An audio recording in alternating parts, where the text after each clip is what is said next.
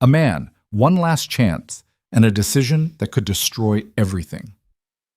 Marcus Hale is on his way to the most important interview of his life, a job that could change the future for him and his 6-year-old daughter. But when he sees a helpless woman stranded on the roadside, her car broken down in the middle of nowhere, he must choose kindness or ambition. Stay until the end to see how Marcus's decision shapes his destiny. Don't forget to hit like and comment what city you're watching from, so I can see how far this story has traveled. Marcus Hale's hands were shaking, and he hated that they were shaking. He gripped the steering wheel of his old Civic harder, knuckles going white, as if tightening his hold could somehow steady the tremor running through his entire body. The dashboard clock read 8:47 a.m., 13 minutes. He had 13 minutes to make a 20-minute drive, and the interview that could save his life was slipping further away with every second he sat in this godforsaken traffic. Come on, he muttered, leaning forward like that might somehow make the cars ahead of him move faster. The engine rattled, a sound he'd gotten used to over the past year, the sound of something barely holding together, like him. His phone buzzed in the cup holder. He didn't need to look to know it was another text from his mother. She'd been sending them all morning, each one a little sharper than the last. Don't mess this up. Ellie's counting on you. This is your last chance, Marcus. As if he didn't know that. As if every single breath he took these days wasn't weighted with the knowledge that he was one missed payment, one bad break, one wrong decision away from losing everything. The traffic crawled forward. Marcus exhaled hard through his nose, trying to calm the racing in his chest.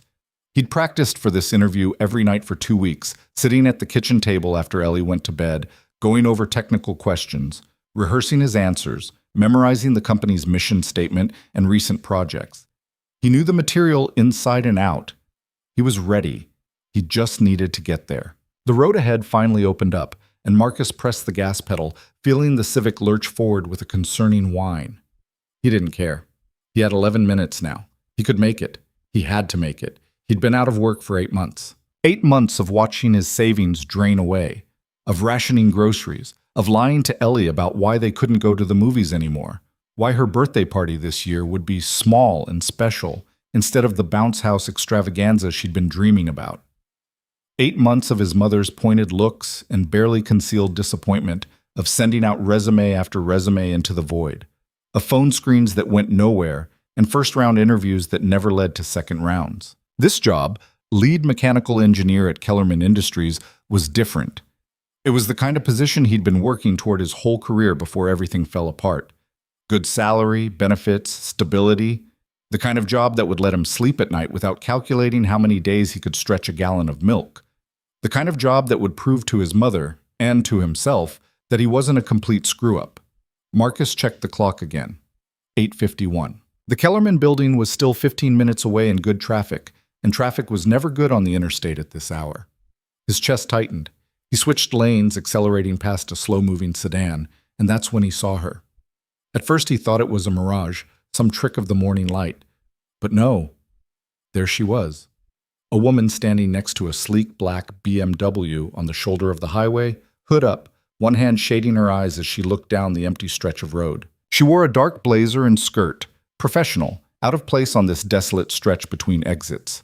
Her posture was stiff, uncertain. Marcus's foot eased off the gas pedal. No. He couldn't. He had 9 minutes now, maybe less, and stopping would cost him, 10 minutes? 15? There was no way. No possible way he could stop and still make it to the interview on time. But even as his mind raced through the calculations, his eyes caught hers in the rearview mirror, just for a second. She'd turned, watching his car approach, and there was something in her expression, not quite hope, not quite desperation, but somewhere in between. The kind of look that said she'd been standing there a while, that she'd watched other cars pass without slowing, that she was running out of options. Marcus's mother's voice echoed in his head. Don't be stupid. You can't save everyone. Think about Ellie. He thought about Ellie all the time. That was the problem. He thought about her gap-toothed smile, the way she tucked her dinosaur toys into bed every night with the same careful tenderness he used when he tucked her in, the way she'd asked him last week, in that small voice that broke his heart, if they were poor now. He thought about the kind of man he wanted to be for her. the kind of man she could look up to. His hands were still shaking as he pulled onto the shoulder. "Damn it," he said to no one, to the empty car, to himself. "Damn it! Damn it! Damn it!" He put the car in park and stepped out into the humid morning air. The woman straightened when she saw him approaching, relief flooding her face. "Thank God," she said. "I've been here for 20 minutes. My phone's dead and I—" She stopped, seeming to register something in his expression. "Is everything okay?" Marcus realized he probably looked manic. He felt manic. His interview was in 8 minutes, and he was standing on the side of the highway having a minor breakdown. I'm fine," he lied. "What's wrong with the car?" She gestured helplessly at the engine. "I don't know, it just died. I was driving, and then all the lights came on, and then nothing." Marcus moved to the front of the BMW, looking down at the engine. He'd always been good with cars, had worked part-time at an auto shop all through college to help pay for tuition. The skill had gotten rusty over the years as he'd moved into engineering, but the fundamentals were still there. He scanned the engine bay, his mind automatically cataloging components, checking for obvious issues. Serpentine belt was intact, no visible leaks. Battery terminals looked clean. "Try starting it," he called back to her. She slid into the driver's seat and turned the key. Nothing. Not even a click. Marcus leaned in closer, tracing the electrical system with his eyes. And then he saw it. A loose connection on the battery terminal, barely visible, the kind of thing that could cause a complete electrical failure. "I think I found it," he said. "You got any tools in the trunk?" I don't know. Maybe." She popped the trunk, and Marcus dug through the emergency kit until he found a small wrench. Not ideal, but it would work. He returned to the battery, tightened the connection, and nodded. "Try it now." The engine turned over on the first try, purring to life, like nothing had ever been wrong. The woman's face transformed. Oh my God, thank you. I thought I was going to be stuck here for hours. I have a meeting at 9 and She stopped again, really looking at him this time. "You're sweating." Marcus was sweating. His shirt was sticking to his back. His heart was pounding. And when he checked his watch, his stomach dropped through the asphalt. 8:59. "I had somewhere to be," he said quietly. "Had?" "Have. I have somewhere to be. I'm going to be late." Understanding dawned on her face, followed immediately by guilt. Oh no, I'm so sorry. If I had known..." "It's fine." It wasn't fine. It was the opposite of fine. But what was he supposed to say? "Actually, you just cost me the only job opportunity I've had in 8 months, and now my daughter and I are probably going to end up living in this car?" "Where are you headed?" she asked. "Maybe I can, I don't know, call ahead for you? Explain?" Marcus shook his head. "It's a job interview. They're not going to hold it because I was late helping a stranger." The woman's expression crumpled. "I'm so sorry." "Don't be. It was my choice." And it had been. That was the worst part. He'd made the choice, eyes wide open, knowing exactly what it would cost him. She reached into her purse, pulled out a business card. "Here. If there's anything I can do, anything at all, please call me." Marcus took the card without looking at it, shoved it into his pocket. "You should get going. You said you had a meeting." "Right, yes." She hesitated, like she wanted to say something else, but Marcus was already walking back to his car. He couldn't stand there anymore, couldn't keep looking at the clock, couldn't keep calculating how thoroughly he'd just destroyed his life. He got back in the Civic and pulled onto the highway. The Kellerman building was still 10 minutes away. Even if he pushed the speed limit, even if he caught every green light, he'd be at least 15 minutes late. And he knew from the email confirmation that the interview panel had a tight schedule, back-to-back candidates all morning. If he wasn't there on time, they'd move on. He drove anyway. What else was he going to do? By the time he pulled into the Kellerman parking lot, it was 9:17. He practically ran through the lobby, tie flapping, shirt definitely showing sweat stains now. The receptionist looked up with practiced politeness that didn't quite reach her eyes. "Marcus Hale," he said, breathing hard. "I'm here for the 9 o'clock interview. I know I'm late. There was a situation on the highway and One moment." She picked up the phone, murmured something he couldn't hear. Then she hung up and gave him a smile that made his stomach sink. "I'm sorry, Mr. Hale. The panel has moved on to the next candidate. They weren't able to wait." Is there any way, could I possibly reschedule? It was just, I can pass along your information, but I can't make any promises. The position is moving quickly. Moving quickly, which meant they already had someone else, which meant he was done. Marcus nodded, tried to say thank you, and wasn't sure if any sound actually came out. He walked back to his car in a daze, the morning sun beating down on him, and sat in the driver's seat with the engine off, staring at nothing. He'd done the right thing. He knew he'd done the right thing. You didn't leave someone stranded on the highway, especially not a woman alone. It was basic human decency. But basic human decency wasn't going to pay his rent.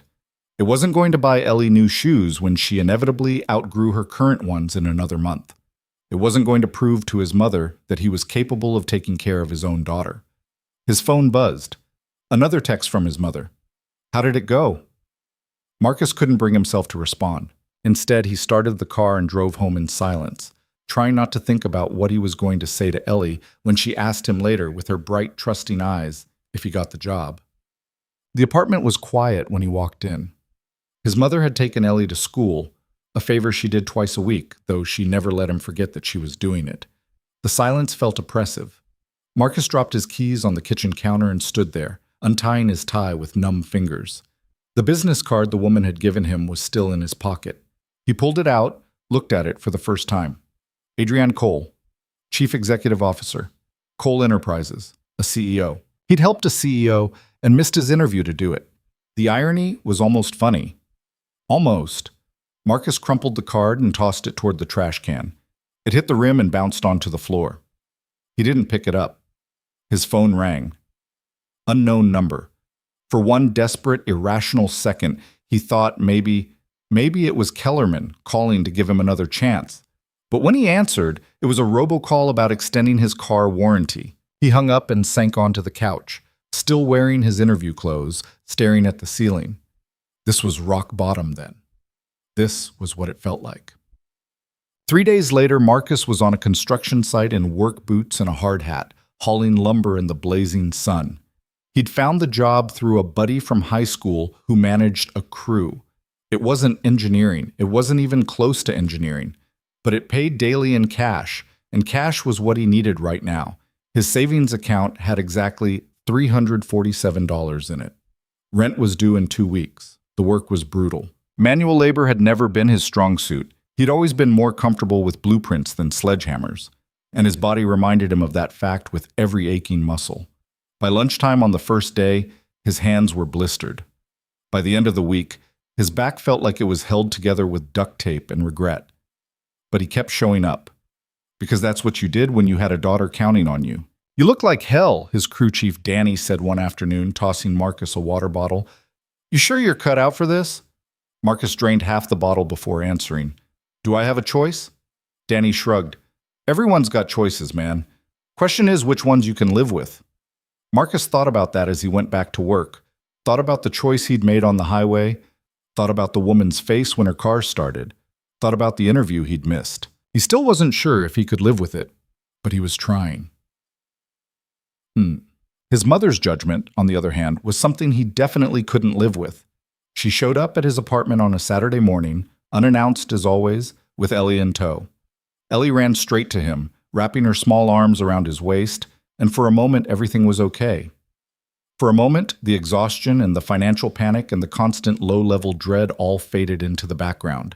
And there was just his daughter, laughing as he picked her up and spun her around. "Daddy, you're all scratchy," she giggled, touching his face. He hadn't shaved in 3 days. "Sorry, kiddo. Daddy's been busy." "Busy?" his mother repeated from the doorway, her tone making it clear what she thought of his version of busy. "Can we talk?" Ellie squirmed down and ran to her room to play.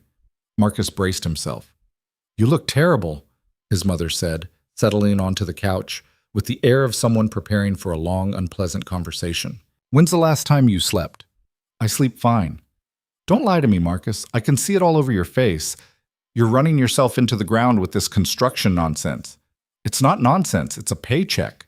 It's beneath you. You have a master's degree in mechanical engineering, and you're out there swinging a hammer like some what, Mom?" Marcus's exhaustion was curdling into anger. Like some guy who needs to feed his daughter? Like some guy who doesn't have the luxury of being picky about work right now? His mother's expression hardened. You had a job opportunity, a real opportunity, and you threw it away. There it was. They'd been dancing around it for days, but now it was out in the open. I didn't throw it away. I made a choice. You stopped to help a stranger and missed the most important interview of your life. That's not a choice, Marcus. That's self-sabotage. She was stranded, alone. What was I supposed to do? You were supposed to think about your daughter. You were supposed to think about your future. But instead, you played hero for someone you didn't even know, and now look where you are. She gestured around the apartment, at the peeling paint, the secondhand furniture, the stack of unpaid bills on the counter that Marcus had tried to hide under a magazine. I did think about Ellie, Marcus said quietly. I thought about the kind of father I want to be, the kind of man I want her to grow up believing in. She's 6 years old, Marcus. She doesn't need a hero. She needs a father who can keep a roof over her head. The words hit harder than they should have, because part of him, a large part, agreed with her. He lay awake most nights running the same calculations, asking himself the same questions. Had he been selfish? Had he prioritized his own moral comfort over his daughter's material needs? Was being a good person worth anything if you couldn't afford to buy your kid new shoes?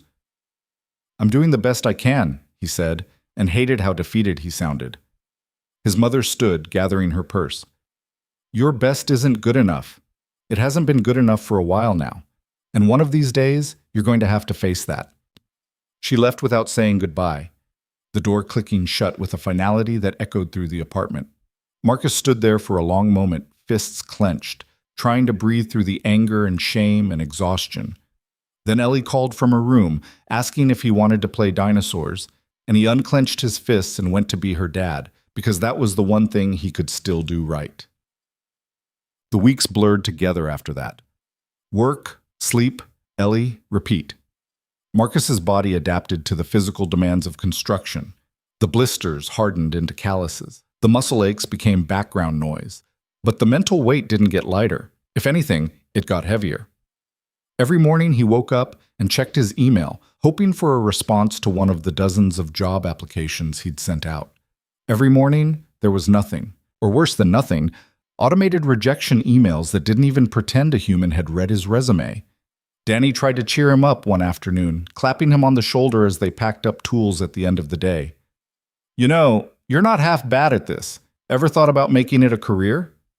Marcus appreciated the sentiment, but they both knew the answer. This was survival, not a career. This was what you did when all your other options had evaporated. Thanks, Danny, but I think I'll keep looking for something that doesn't destroy my spine. Danny laughed. Fair enough, but if you change your mind, I could use a guy like you long term. It was meant to be a compliment, but it hit wrong. A guy like you. A guy with a master's degree in engineering working construction because he'd made one impulsive decision to help a stranger. Marcus went home that night and sat at the kitchen table with Ellie while she colored, and he filled out more job applications, and he tried not to calculate how many days he had before the money ran out completely. Ellie looked up from her drawing, a somewhat anatomically questionable T-Rex eating what might have been a pizza. Daddy, are you sad? Marcus's pen stopped moving. What makes you think I'm sad, sweetheart? You look sad, like how I look when I can't find Mr. Scales. Mr. Scales was her favorite stuffed stegosaurus, and its periodic disappearances were treated with the gravity of a national emergency. I'm okay, Marcus said, reaching over to tuck a strand of hair behind her ear. Just tired. You're always tired. Yeah, well, that's what happens when you get old, Ellie giggled. You're not old, Daddy. Grandma's old. Don't let her hear you say that. But even as he joked with his daughter, even as he admired her dinosaur drawing and helped her sound out words in her homework, the weight pressed down on him. The knowledge that he was failing, slowly but surely, that his mother was right, that kindness was a luxury he couldn't afford. On a Wednesday afternoon, 3 weeks into the construction job, Marcus's crew was sent to a new site downtown. A high-rise going up, all glass and steel, the kind of building that probably cost more than he'd earn in his entire lifetime. He was hauling rebar when he heard a familiar voice giving orders near the contractor's trailer. I need the revised estimates by Friday. And make sure the HVAC subcontractor understands we're not budging on the timeline. Marcus froze, the rebar suddenly weighing 1,000 pounds in his hands. No, no way! It couldn't be. But when he looked up, squinting against the sun, there she was. Same dark blazer, same professional posture. The woman from the highway. Adrienne Cole. She was standing with the site supervisor and a man in an expensive suit, gesturing at blueprints spread across a folding table. She looked completely in her element, commanding and confident, nothing like the uncertain woman who'd been stranded on the roadside. Marcus's first instinct was to drop the rebar and run. His second instinct was to laugh at the absurd impossibility of this moment. His third instinct, the one that actually won out, was to just stand there, frozen, praying she wouldn't look up. She looked up. Their eyes met across the construction site, and Marcus watched recognition dawn on her face. Shock, then confusion, then something else, something he couldn't quite read. She said something to the men she was with, then started walking toward him. Marcus set down the rebar carefully, trying to control the sudden spike of panic in his chest. What were the odds? What were the actual statistical odds that the woman he'd helped would show up at his construction site? Was the universe laughing at him? Was this some kind of cosmic joke? "It's you," Adrienne said when she reached him. Up close, she looked different than he remembered. Sharper, more polished. But her eyes were the same, and they were wide with surprise. "The man from the highway." "Yeah," Marcus said, because what else was there to say? "Small world." "What are you—" She stopped, glancing at his work clothes, the hard hat in his hands, and understanding replaced the confusion. "Oh." That one syllable contained entire paragraphs. "Oh, you didn't get the job. Oh, you're working construction now. Oh, I ruined your life." "It's fine," Marcus said quickly. "I mean, it's not fine, but it's not your fault. I made the choice to stop." "The interview, the one you missed, it was important." "Very. And you didn't get a second chance." "Nope." Adrienne looked stricken. "I am so sorry. When you drove away, I thought maybe you'd make it, that somehow it would work out." "Yeah, well, turns out the universe doesn't really care about hope." There was an awkward silence. Around them, the construction site hummed with activity. Jackhammers, voices, the beep of a reversing truck. Marcus wished desperately that he was anywhere else, that this conversation wasn't happening, that he could rewind time and make different choices. But he couldn't. So he was here, in his work boots and dirty jeans, standing in front of the woman whose car he'd fixed, who was apparently some kind of important person, who was looking at him like he was a kicked puppy. "What are you doing here?" Marcus asked, just to fill the silence. "This is my project. Cole Enterprises is the primary investor in this development." She said it matter-of-factly, like it was obvious, like of course she owned the building that was literally rising from the ground beneath their feet. "Right, of course." Adrienne glanced back at the men waiting for her, then turned to Marcus again. "Listen, I know I can't imagine how you must feel seeing me here. But I meant what I said on the highway. If there's anything I can do, There's nothing," Marcus said more sharply than he intended. "I appreciate it, but there's nothing you can do. What's done is done." "Marcus, how did you know my name?" "Your card. The one you gave me. I kept it." He hadn't given her a card, but then he remembered. He'd written his name and number on the back of a gas receipt because she'd insisted on having a way to thank him. He'd thought she'd throw it away. "I have to get back to work," Marcus said. "My crew chief gets cranky when people stand around talking."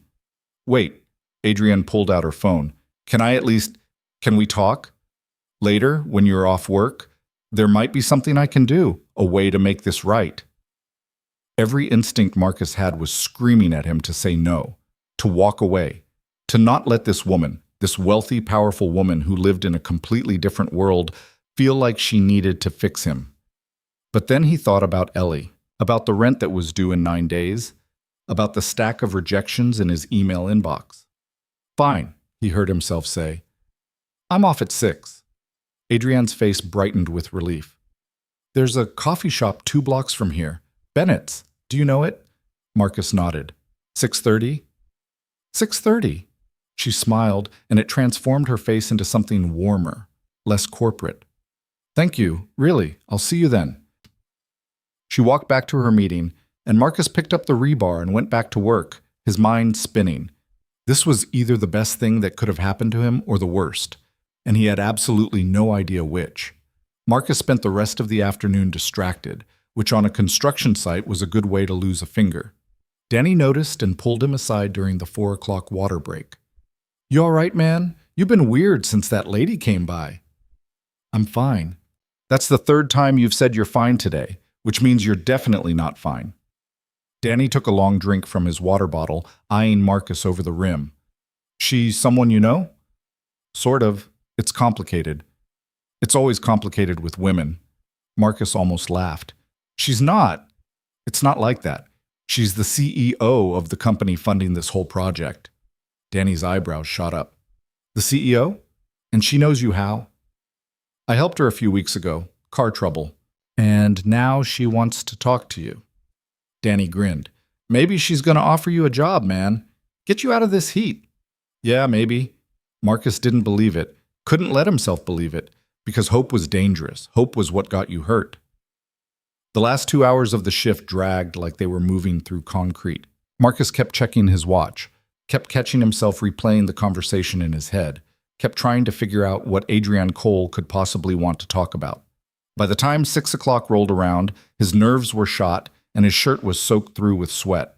He clocked out, grabbed his stuff from the site trailer, and headed to his car. The Civic looked even more pathetic than usual, parked next to the shiny trucks and SUVs in the lot. Marcus caught his reflection in the window and winced. He looked like he'd been dragged through a gravel pit backwards, which, essentially, he had been. There was no time to go home and change.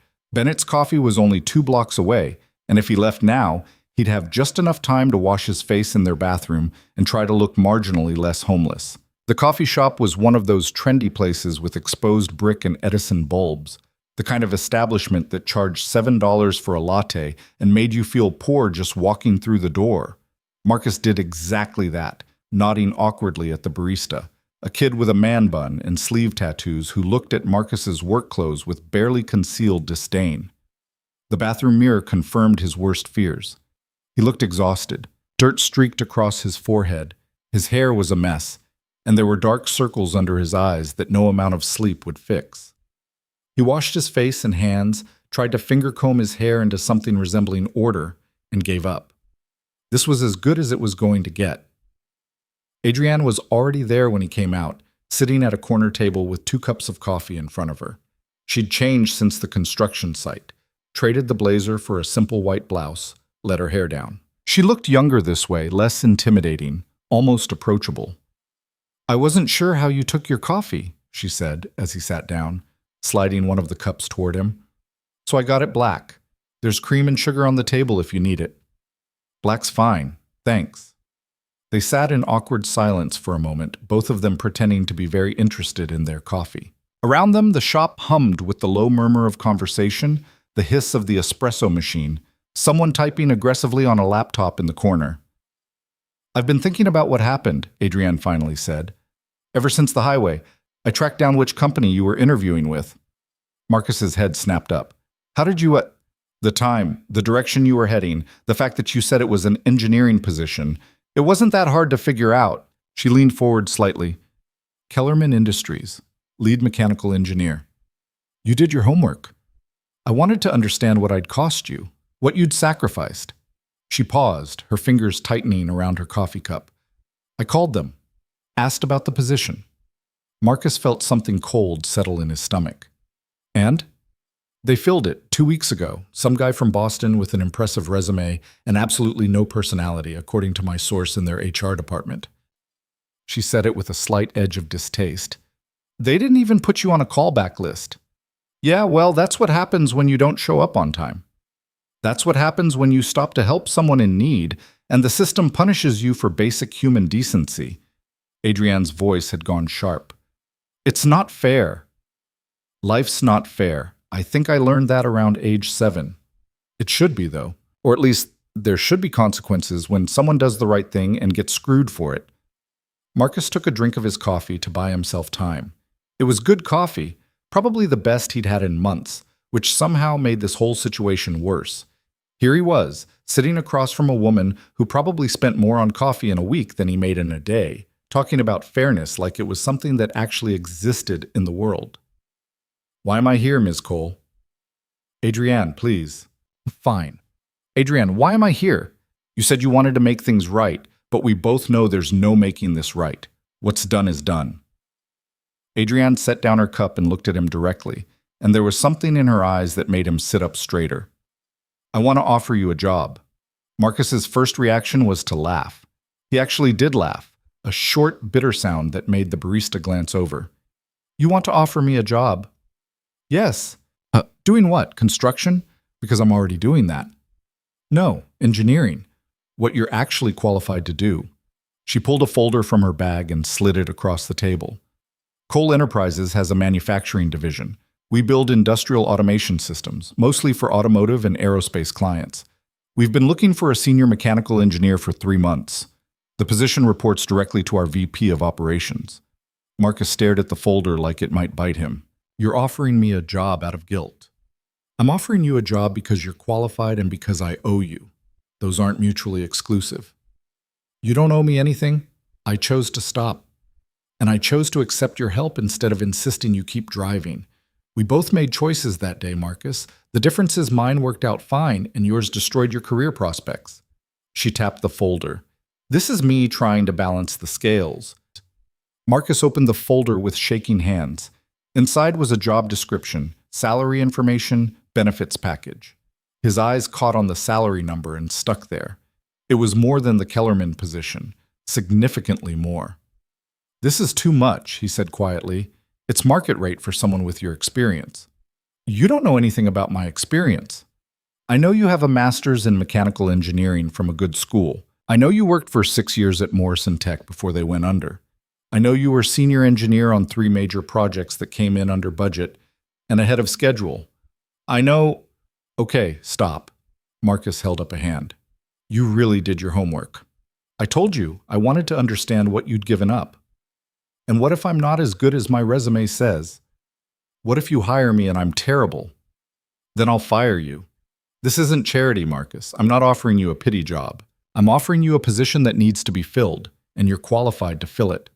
She leaned back in her chair. "But there's a catch." Of course there was a catch. There was always a catch. "What kind of catch?" "You have to earn it. I'm not just handing you the job because I feel guilty. You'll interview with our hiring team, same as any other candidate. You'll go through the standard process. If you're the best fit, you get the offer. If you're not, you don't."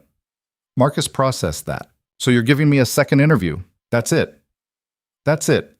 A fair shot. Which is what you should have gotten at Kellerman if I hadn't been stranded on the highway." It was reasonable. More than reasonable. It was exactly what he'd wanted 3 weeks ago, a chance to prove himself, to show what he could do. But something about it still felt wrong, like he was taking advantage, like he was accepting something he hadn't earned. "I need to think about it," he said. Adrienne looked surprised. "You need to think about it?" "Yeah, it's a lot. I don't make decisions like this on the fly." That was a lie. He'd made the decision to stop on the highway in about 3 seconds. But this felt different. This felt like accepting charity dressed up as opportunity, and his pride, what was left of it, was bristling. "How long do you need?" "A day. Maybe 2. The position needs to be filled soon. We're starting a major project next month, and we need someone in place before then." "I understand. I'll let you know by Friday."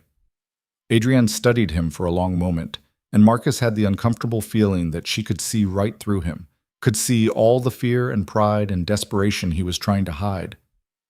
"You're going to say no, aren't you?" "I don't know yet." "You're too proud to accept help, even when you desperately need it." "I'm not—" Marcus stopped, because she was right. He was too proud. He'd always been too proud. It was one of the things his ex-wife had thrown at him during their last big fight, right before she'd left. You'd rather drown than ask for a life preserver. "My daughter needs stability," he said instead. "I can't take risks right now. I can't bet on possibilities. This isn't a possibility. This is a concrete opportunity." With a catch. "You said it yourself. I have to interview. I have to compete. What if I don't get it?" "Then you're exactly where you are now, working construction, barely scraping by. She said it gently, but the words still stung. What do you have to lose, Marcus? Everything. He had everything to lose. Because if he let himself hope, if he let himself believe that maybe things could get better, and then it all fell apart again, he wasn't sure he'd survive that. He was barely surviving as it was. I'll think about it, he repeated, standing up. Thank you for the coffee, and for this. He gestured vaguely at the folder. I know you didn't have to. Marcus, but he was already walking away, clutching the folder against his chest like a shield, pushing through the coffee shop door into the early evening heat. His heart was racing and his hands were shaking again, and he made it to his car before the full weight of what had just happened hit him. A job. A real job. Not charity, not a handout, but an actual opportunity to get his life back on track. And he was thinking about saying no. Marcus sat in the driver's seat with the engine off, staring at the folder. The smart thing to do was to take the interview, to prepare like his life depended on it, because it did, and to walk in there and prove he deserved the position. That was the smart, logical, rational thing to do. But Marcus had stopped feeling smart, or logical, or rational about 3 weeks ago, when he'd thrown away his best job opportunity to help a stranger. And now that stranger was trying to help him back, and all he could think was that he didn't deserve it. His phone buzzed. A text from his mother. Ellie wants to know if you're coming to her school play next week. I told her you'd probably be working. Marcus closed his eyes. The school play. He'd forgotten about the school play. Ellie had been practicing her lines for weeks. She was playing a tree in some environmental awareness production, and she was taking it very seriously. He typed back, I'll be there. Tell her I wouldn't miss it. His mother's response came immediately. Can you afford to take the time off? Marcus didn't answer. He started the car and drove home, the folder sitting on the passenger seat like a bomb waiting to go off. The apartment was quiet when he got back. His mother had dropped Ellie off earlier and left, probably too irritated with him to stay. Ellie was in her room, surrounded by stuffed dinosaurs, narrating an elaborate story about a T-Rex who ran a bakery. Daddy! She jumped up when she saw him, running over for a hug. You're home early. Yeah, we finished up early today. He hugged her tight, breathing in the strawberry shampoo smell of her hair. How was school? Good. Mrs. Patterson said my tree costume is really good. She said I'm going to be the best tree in the whole play. Of course you are. You're the best tree I know. Ellie giggled and pulled back to look at him. You're silly. I'm not really a tree. Could have fooled me.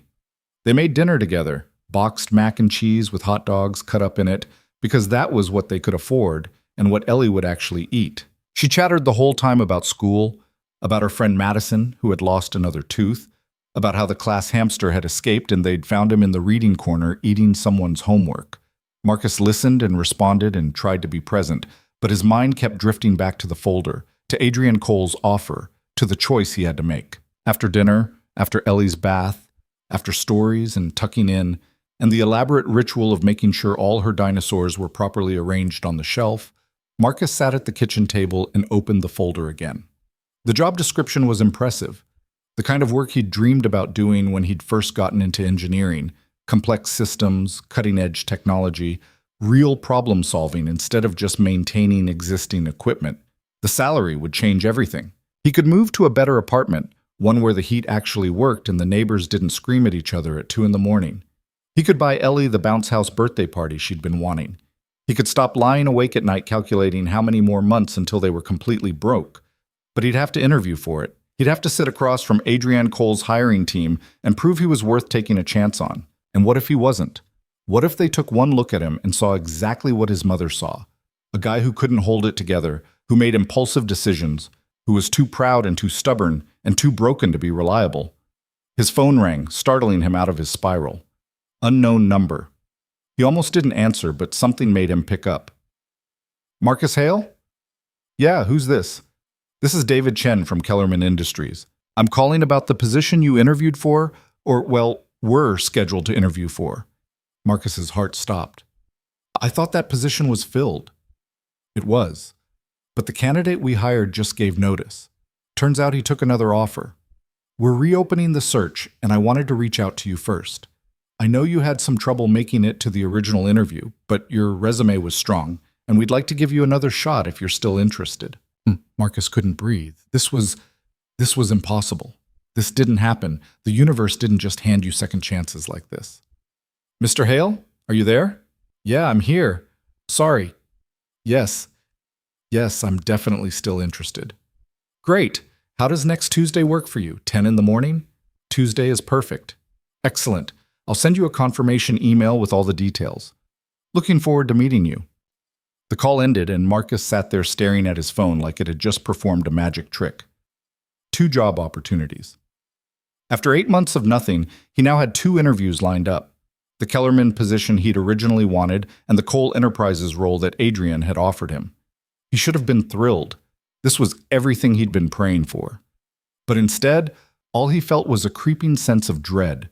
Because now he had to choose. Or rather, he had to decide which one to prioritize, which one to prepare for, which one to bet his future on.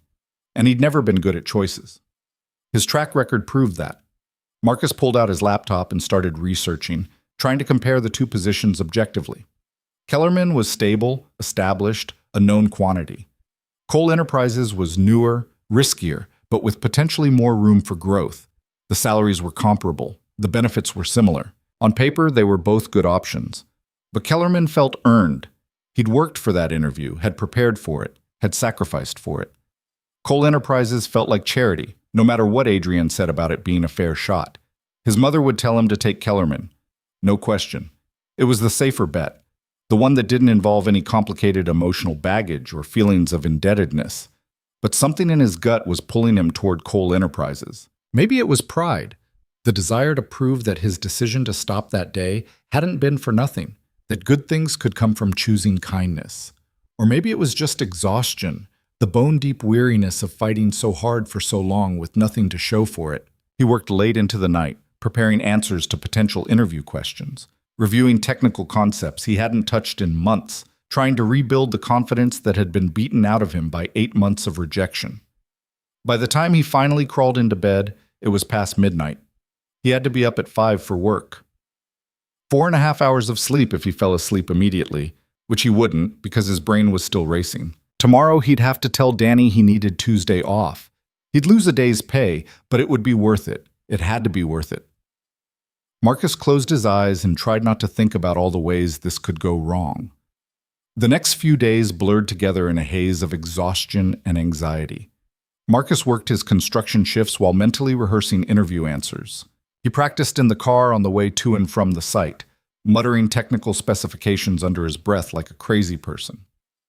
He ran through scenarios with Ellie at the dinner table, letting her ask him random questions while she colored. "Why do you want this job?" she asked one night, reading from a list he'd printed out. "Because I'm passionate about engineering, and I believe my skills would be a valuable asset to the team." Ellie wrinkled her nose. "That sounds boring." "It's supposed to sound professional. It sounds like you're a robot." Marcus laughed despite himself. "Okay, fine. What would you say?" "I'd say I need the money because we're broke and I want a bounce house for my birthday." "That's honest, at least." "Mrs. Patterson says honesty is important."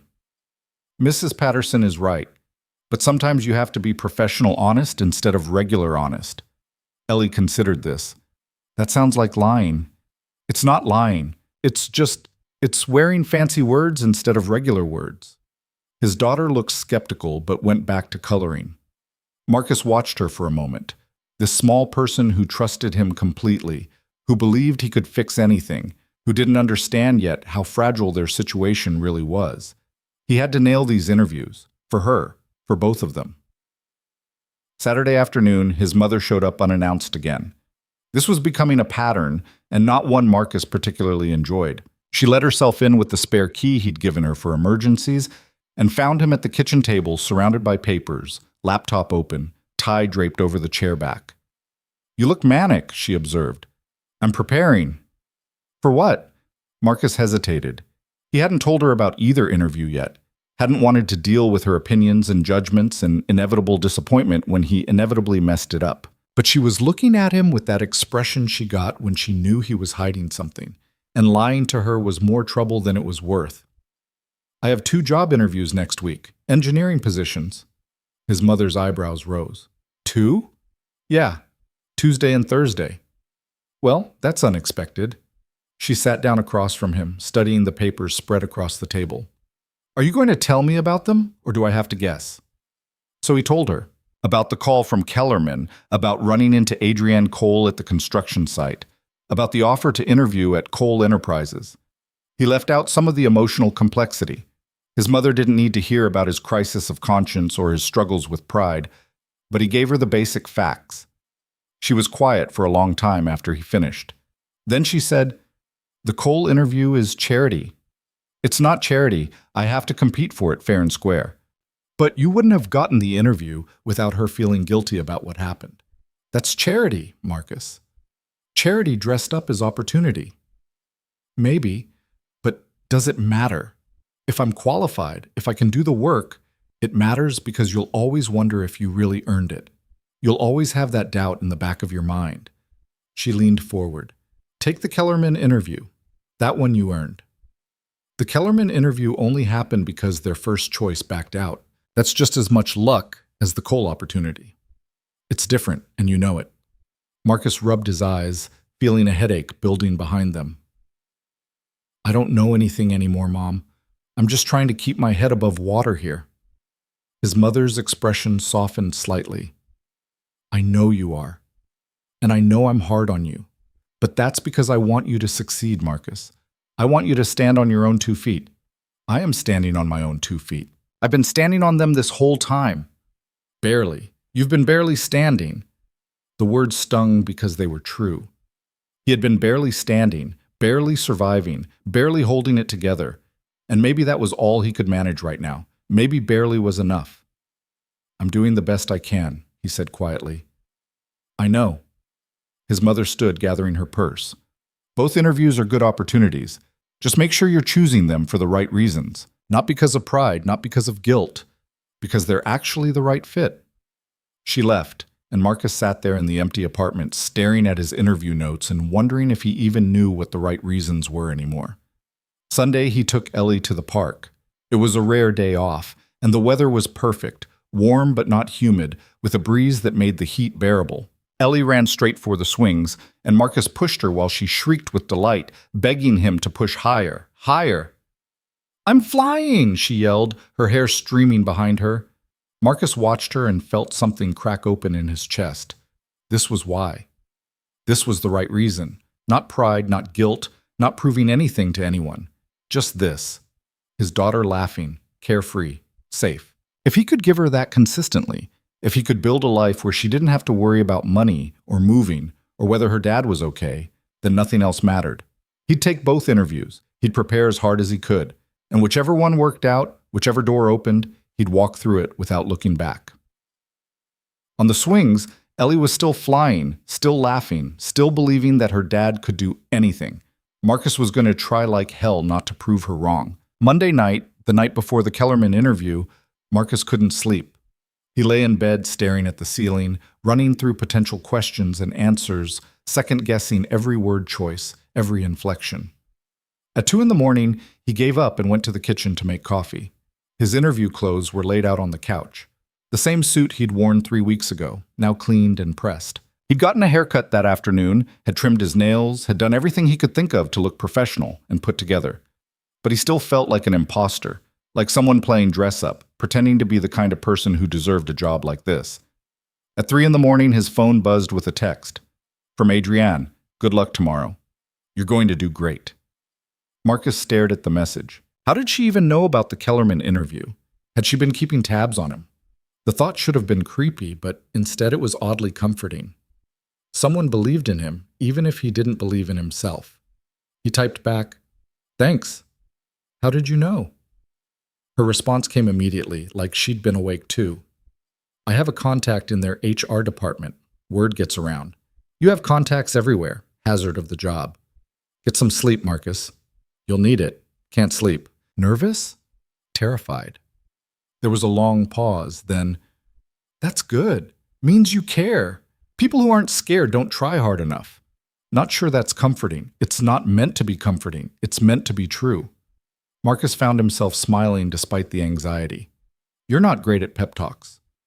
I'm aware, but I'm great at reading people, and I know you're going to walk in there and show them exactly why they'd be idiots not to hire you. You don't even know me. I know you stopped on a highway to help a stranger when it cost you everything. That tells me more about your character than any resume ever could. Marcus's throat tightened. He didn't know what to say to that, so he just sent back, "Thank you. Good luck, Marcus."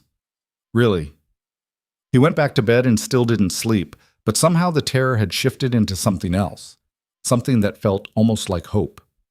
Tuesday morning arrived gray and overcast, threatening rain. Marcus dressed carefully, checked his reflection a dozen times, and drove to the Kellerman building with his heart in his throat. This time, he was early, 15 minutes early. He sat in the parking lot going over his notes one last time, trying to calm his racing pulse. He could do this. He'd done it before, well, tried to do it before. This time would be different. This time, he'd actually make it through the door. At exactly 9:50, Marcus walked into the building, gave his name to the receptionist, and took a seat in the waiting area, the same waiting area he'd rushed into 3 weeks ago, sweating and late and desperate. This time, he was calm, or at least he was pretending to be calm, which was close enough. "Mr. Hale?" A woman in a gray pantsuit appeared in the doorway. "We're ready for you." Marcus stood, straightened his tie, and followed her down a hallway into a conference room where 3 people sat waiting. David Chen, who'd called him, a woman who introduced herself as the department head, and another man whose title Marcus immediately forgot because his brain was too busy trying not to panic.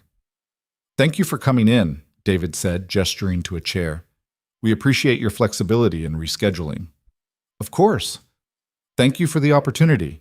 And then they started asking questions, and Marcus answered them, drawing on every ounce of knowledge and experience he had. He talked about his previous projects, about problem-solving approaches, about technical specifications and team collaboration and deadline management. He was articulate and confident in everything he'd practiced being. But halfway through, he realized something was off. The interviewers were nodding politely, taking notes, but there was no energy in the room, no spark of connection. They were going through the motions, checking boxes, but he could feel it. They'd already made up their minds. He wasn't getting this job.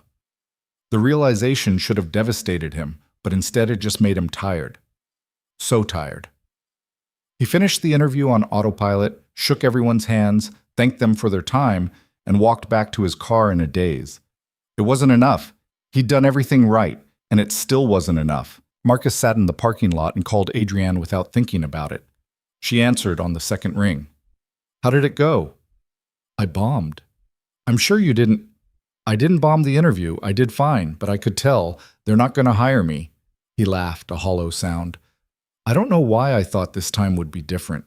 "Marcus, I'm still coming to your interview Thursday. Don't worry. I'll show up, I'll do my best, and then when that doesn't work out either, I'll just, I don't know. Keep hauling lumber until my back gives out, I guess." "Stop." Adrienne's voice was sharp. "Stop catastrophizing. You don't know what they're thinking."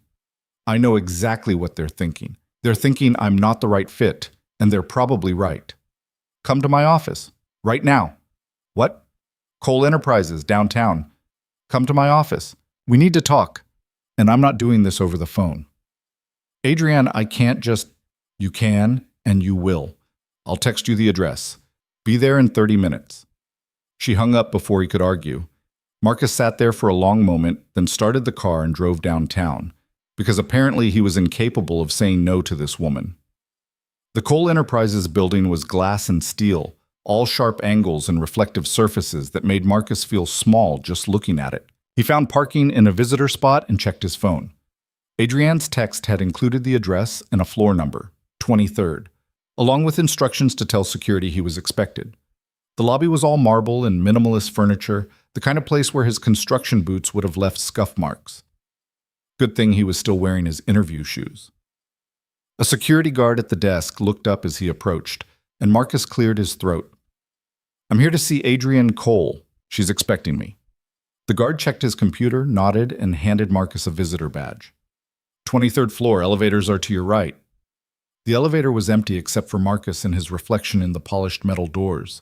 He looked tired, defeated, like a man who'd just watched another opportunity slip through his fingers and couldn't quite figure out how he'd ended up here. The 23rd floor opened into a reception area that was somehow even more intimidating than the lobby. A woman at the desk smiled at him with practiced professionalism. "Mr. Hale? Miss Cole is waiting for you. Right this way." She led him down a hallway lined with abstract art that probably cost more than his car, past offices with closed doors and the low hum of productivity, until they reached a corner office with floor-to-ceiling windows and a view of the city that made Marcus's stomach drop. Adrienne was standing by the window, phone pressed to her ear, but she waved him in when she saw him. "I understand, but we need those numbers by Friday. Non-negotiable." A pause. "Good. Send them to my assistant when they're ready." She hung up and turned to face him.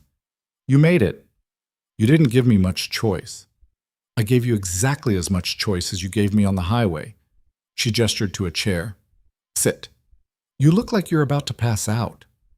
Marcus sat, mostly because his legs were shaking and he didn't trust them to keep holding him up. The chair was leather, expensive, the kind of thing you saw in magazines. Everything in this office was the kind of thing you saw in magazines. Adrienne sat across from him, not behind her massive desk, but in the chair next to his, which somehow made it worse. Like she was trying to be casual, trying to put him at ease, when they both knew there was nothing casual about this situation. "Tell me what happened," she said. "I told you, the interview didn't go well." "You said you did fine, but could tell they weren't going to hire you. Those are two different things." Marcus rubbed his face with both hands. "I answered their questions. I gave them everything I had, but there was this disconnect. Like they were checking boxes, but not actually seeing me. You know what I mean?" "I do, actually. I've been on both sides of that table." "Then you know it's over. They'll call in a few days with some polite rejection about going with another candidate, and that'll be it." Adrienne was quiet for a moment, studying him with an intensity that made him want to squirm. "You're giving up." "I'm being realistic." "No, you're spiraling. There's a difference." She leaned forward.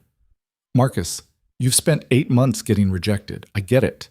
I understand why you'd assume this is just another rejection, but you can't know that. Not yet. I can feel it, trust me. And what if you're wrong? What if your anxiety is lying to you and you actually did better than you think? Then I guess I'll be pleasantly surprised when they call to offer me the job." He didn't bother hiding the sarcasm. Adrienne stood abruptly, pacing to the window. "This is exactly why I wanted you to come here. Because you're sabotaging yourself, and I can't watch you do it." "I'm not sabotaging anything. I'm tired, Adrienne. I'm so tired of hoping and preparing and trying and failing. Do you have any idea what that's like? To keep throwing yourself at closed doors until you're bruised and bleeding and you can't remember why you started in the first place?" "Yes," she said it quietly, still facing the window. "I do know what that's like." Something in her tone made Marcus stop, made him actually look at her instead of just seeing another successful person who couldn't possibly understand. 5 years ago, Adrienne continued, I was working 80-hour weeks at a company that didn't value me, trying to prove I deserved a seat at the table. I had ideas, innovations, projects that could have changed everything. But I was young, and I was a woman, and neither of those things worked in my favor. She turned back to face him. So I kept my head down. I worked harder than everyone else. I made myself indispensable. And you know what happened? Marcus shook his head. They promoted the guy who showed up late to meetings and took credit for other people's work because he played golf with the CEO and I didn't. She crossed her arms. I could have given up. I could have decided the system was rigged and stopped trying. Instead, I left. Started my own company with money I'd saved and investors I'd cultivated and a chip on my shoulder the size of Texas. And now you're here. Marcus gestured at the office, the view, the empire she'd built. Now I'm here. But it took years, Marcus. Years of people telling me I was too ambitious, too aggressive, too much. Years of barely sleeping, barely eating, barely existing outside of work. It wasn't smooth. It wasn't easy. And there were plenty of times I wanted to quit. Why didn't you? Adrienne smiled slightly. Spite, mostly. I wanted to prove them all wrong. But also I believed in what I was building. I believed it mattered. Marcus looked down at his hands. I don't know what I believe in anymore. You believe in taking care of your daughter. You believe in doing the right thing even when it costs you. That's more than most people have. That doesn't pay the bills. No, but it's a foundation. It's something to build on. She sat back down. Your interview on Thursday with my team. I want you to actually try. Not half-heartedly, not with one foot already out the door. Actually try. I will. I don't think you will. I think you're going to walk in there already convinced you've lost, and that's going to become a self-fulfilling prophecy. Marcus wanted to argue, but she was right. He could feel it in his bones, the resignation, the certainty that nothing was going to work out. It was easier than hoping, safer than believing things could change. So what do you want me to do? He asked. Fake confidence I don't have? Pretend I'm not terrified?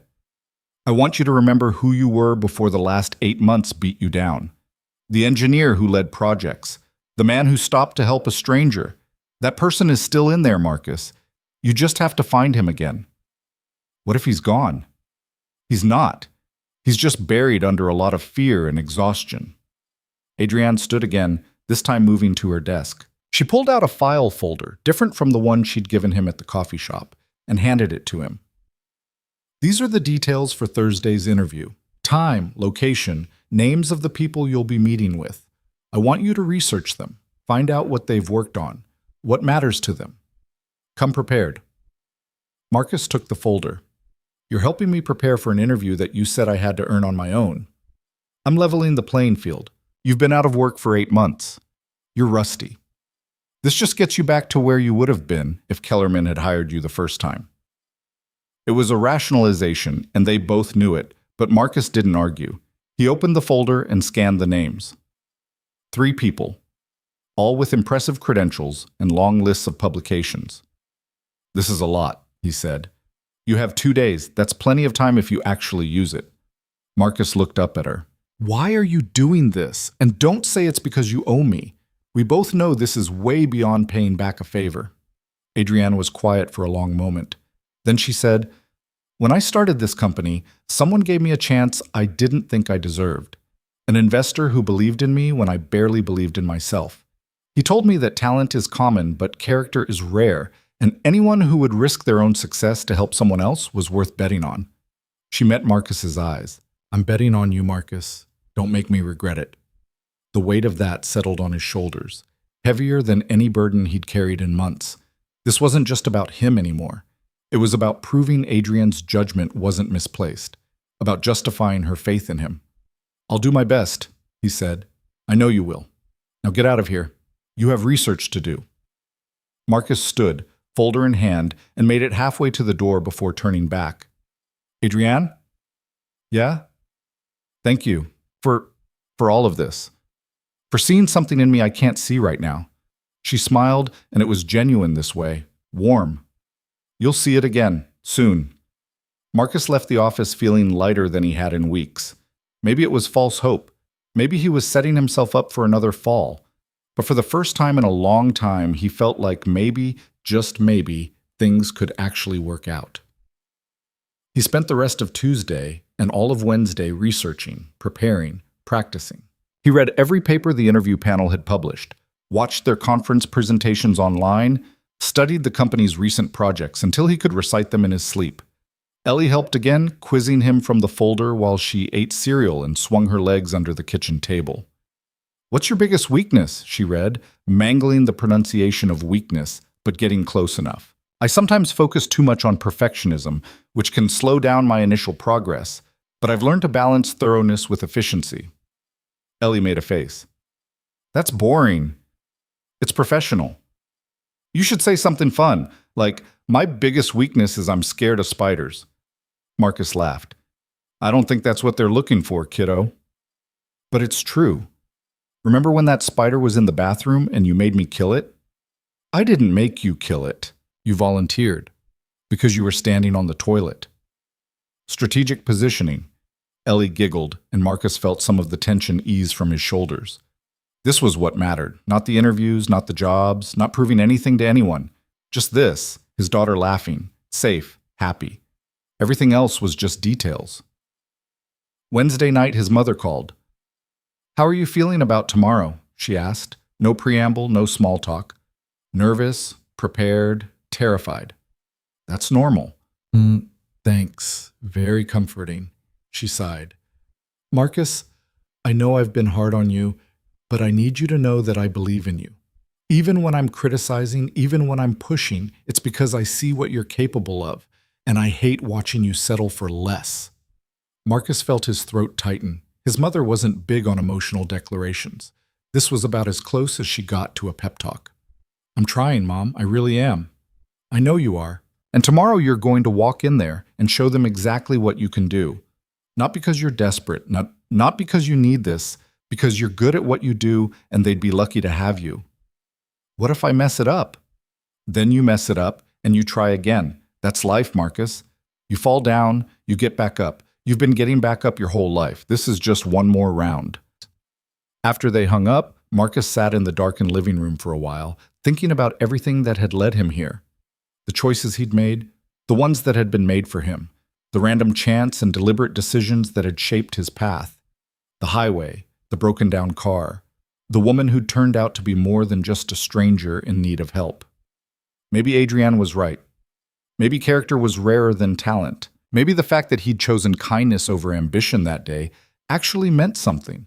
Or maybe it was all just random, and he was reading meaning into chaos because humans needed stories to make sense of their lives. Either way, tomorrow he'd find out. Thursday morning dawned clear and bright, the kind of perfect weather that felt like a good omen if you believed in omens. Marcus dressed carefully, checked himself in the mirror a dozen times, and drove to the Cole Enterprises building with his notes on the seat beside him and his heart hammering against his ribs. The interview was scheduled for 10. He arrived at 9:30, parked, and sat in the car reviewing his research one last time. The three people he'd be meeting with were all experts in their fields. Dr. Patricia Hammond, VP of Operations, Robert Tchaikovsky, Senior Project Manager, and Jennifer Wu, Head of the Engineering Division. All of them had forgotten more about mechanical engineering than Marcus had ever learned, and all of them would see right through him if he tried to fake his way through this. So he wouldn't fake it. He'd be honest, prepared, professional, but honest. At 9:45, he walked into the building, got his visitor badge, and took the elevator to the 12th floor where the interview would be held. A different floor than Adrienne's office, he noted. She was keeping her distance, letting this play out without her interference. The receptionist on 12 directed him to a conference room, and Marcus stepped inside to find the three interviewers already seated, reviewing documents and talking in low voices. They looked up when he entered. "Mr. Hale," Dr. Hammond said, standing to shake his hand. She was in her 50s, with sharp eyes and a firm grip. "Thank you for coming in. Please, have a seat." The pleasantries were brief. Then they dove in, and Marcus found himself answering questions about load-bearing calculations, material stress analysis, project management methodologies. He drew on his experience at Morrison Tech, on his education, on everything he'd crammed into his brain over the past 2 days. But unlike the Kellerman interview, this felt different. The panel was engaged, asking follow-up questions, nodding at his answers with what looked like genuine interest. Jennifer Wu challenged him on a technical point, and instead of freezing, Marcus found himself enjoying the debate, defending his position while acknowledging her valid concerns. "What about automation integration?" Robert asked. "How would you approach retrofitting existing systems versus building from scratch?" Marcus thought about it, really thought, instead of just reciting a textbook answer. "It depends on the cost-benefit analysis and the client's long-term goals. Retrofitting is cheaper upfront, but can create technical debt if the old system wasn't designed with modularity in mind.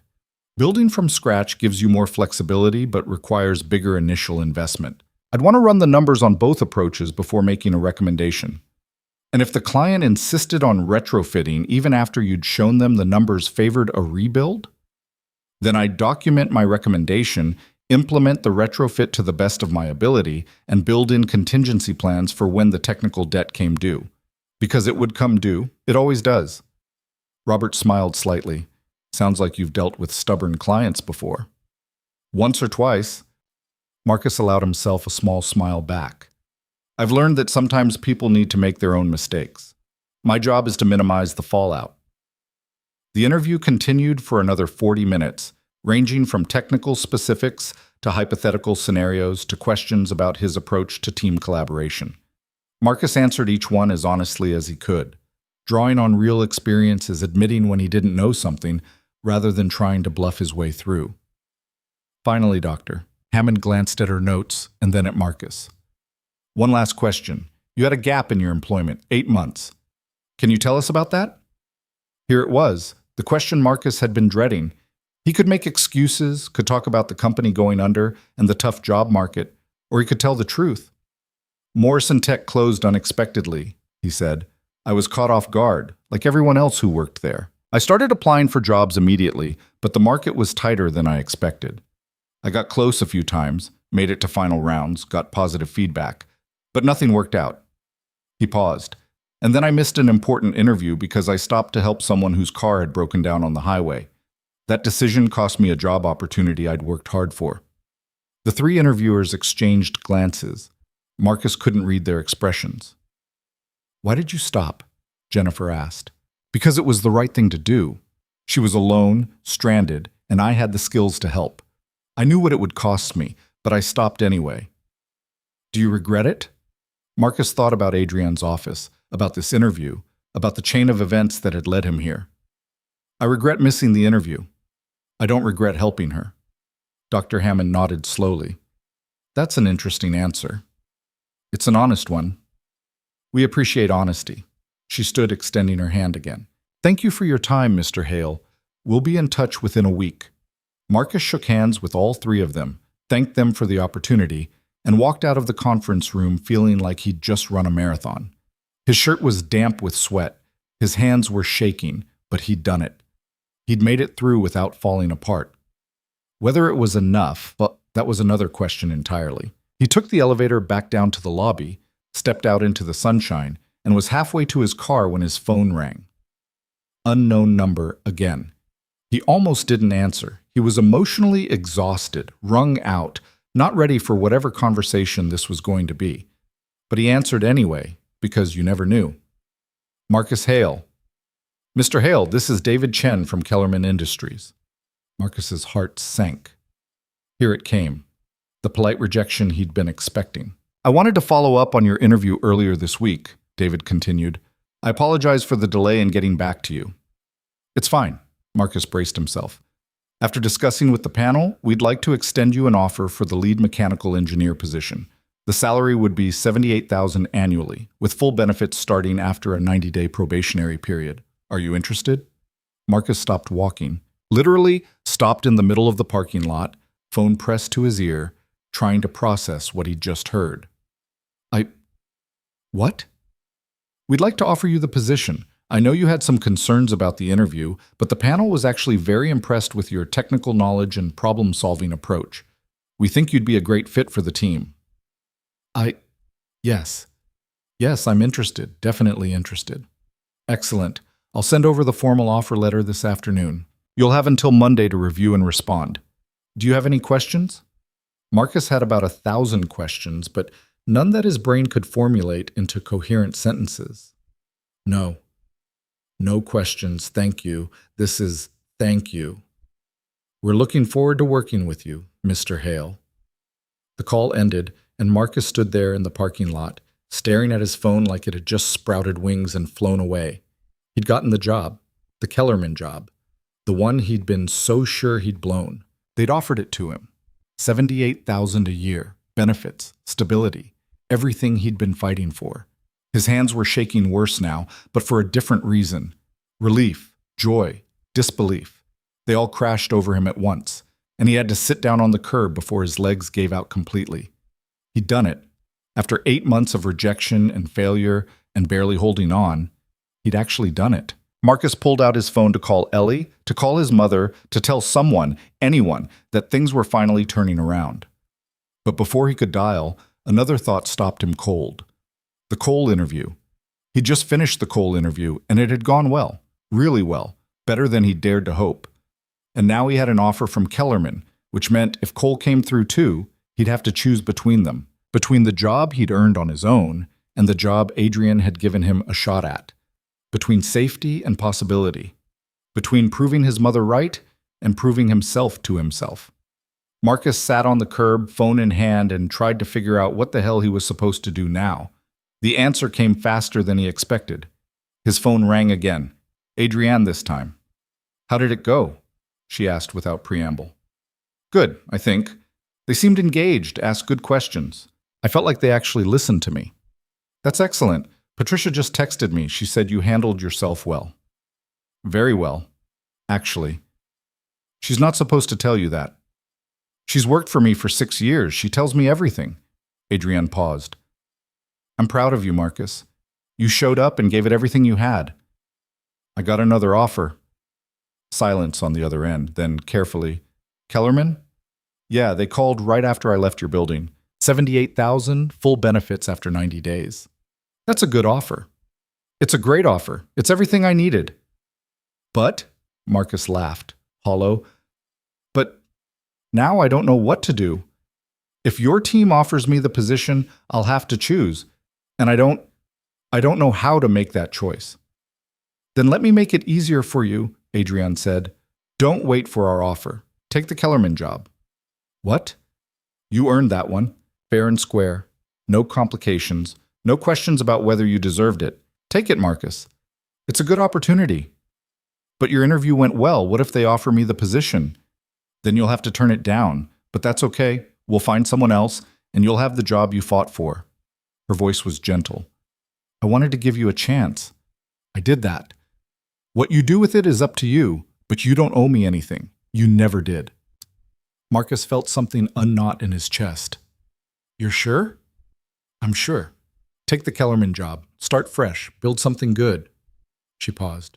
And Marcus? For what it's worth, I think you're going to do great things wherever you end up. Thank you for everything. Don't thank me. You did this yourself. I just opened a door. You walked through it. They said their goodbyes, and Marcus sat on the curb for another few minutes, letting it all sink in. He had a job. A real job. After 8 months of struggle and doubt and barely surviving, he finally had something solid to hold on to. He called his mother first. I got the job, he said when she answered. The Kellerman position. They offered it to me. She was silent for so long he thought the call had dropped. Then, oh, Marcus.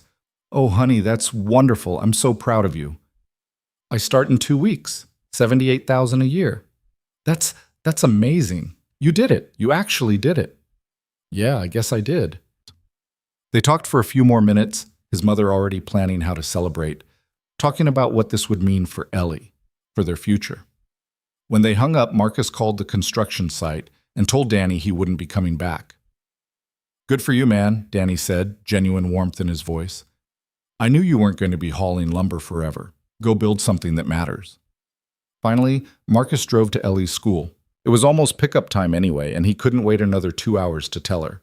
He sat in the parking lot with the other parents, watching the doors, and when Ellie came running out with her backpack bouncing, he scooped her up and spun her around. Daddy, you're early. I have news, kiddo. Really good news. What? I got a job, a real job, doing engineering again. We're going to be okay. Ellie looked at him with those wide, trusting eyes. We were already okay, Daddy. And maybe she was right. Maybe they had been okay all along, just in a different way than he'd thought. But this was better. This was stable and safe and everything he'd been fighting for. Yeah, he said, setting her down and taking her hand. But now we're going to be extra okay. How do you feel about getting that bounce house for your birthday? Ellie's face lit up like the sun. Really? Really, really? Really, really? She shrieked and threw her arms around him, and Marcus held his daughter and felt something he hadn't felt in a long time.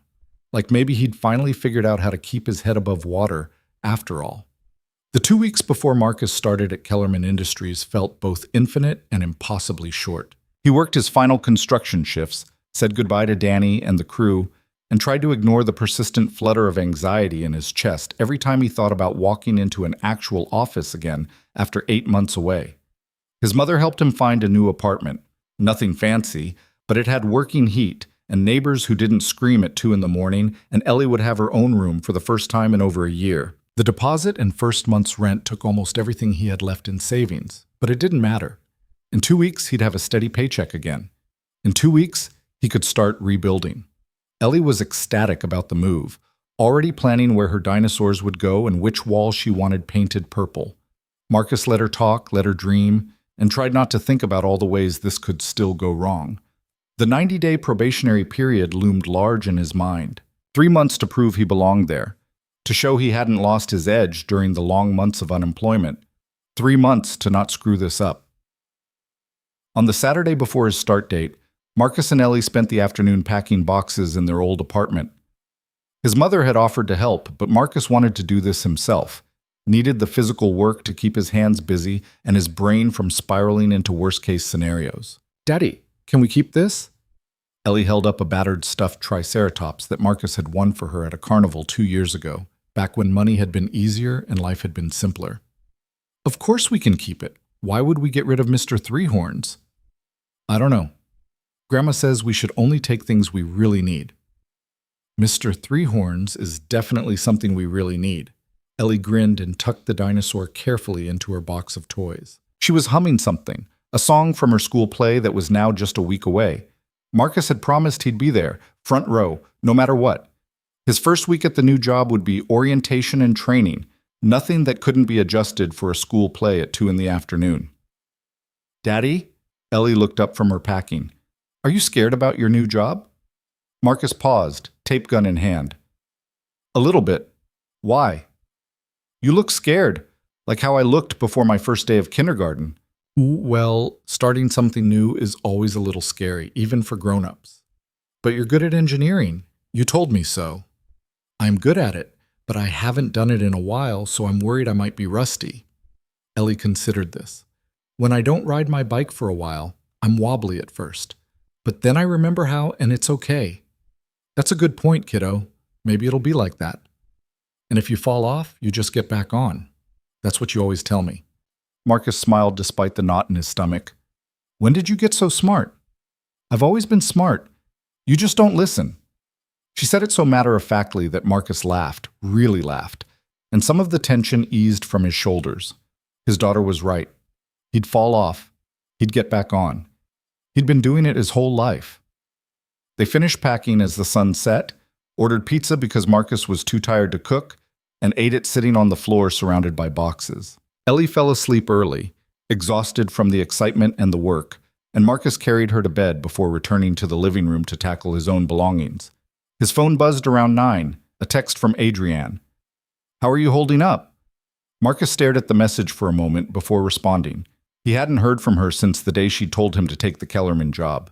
Part of him had wondered if that was it, if their strange, brief connection had run its course and they'd simply drift back to being strangers. Packing. Moving next weekend. Starting the job Monday. Nervous? Terrified. Good. Means you care. It was the same thing she'd said before his first interview, and it made him smile. You keep saying that. Because it's true. The people who succeed are the ones who are scared and do it anyway. Marcus looked around at the half-packed apartment, at the evidence of his life being boxed up and prepared for the next chapter. "What if I'm not good enough?"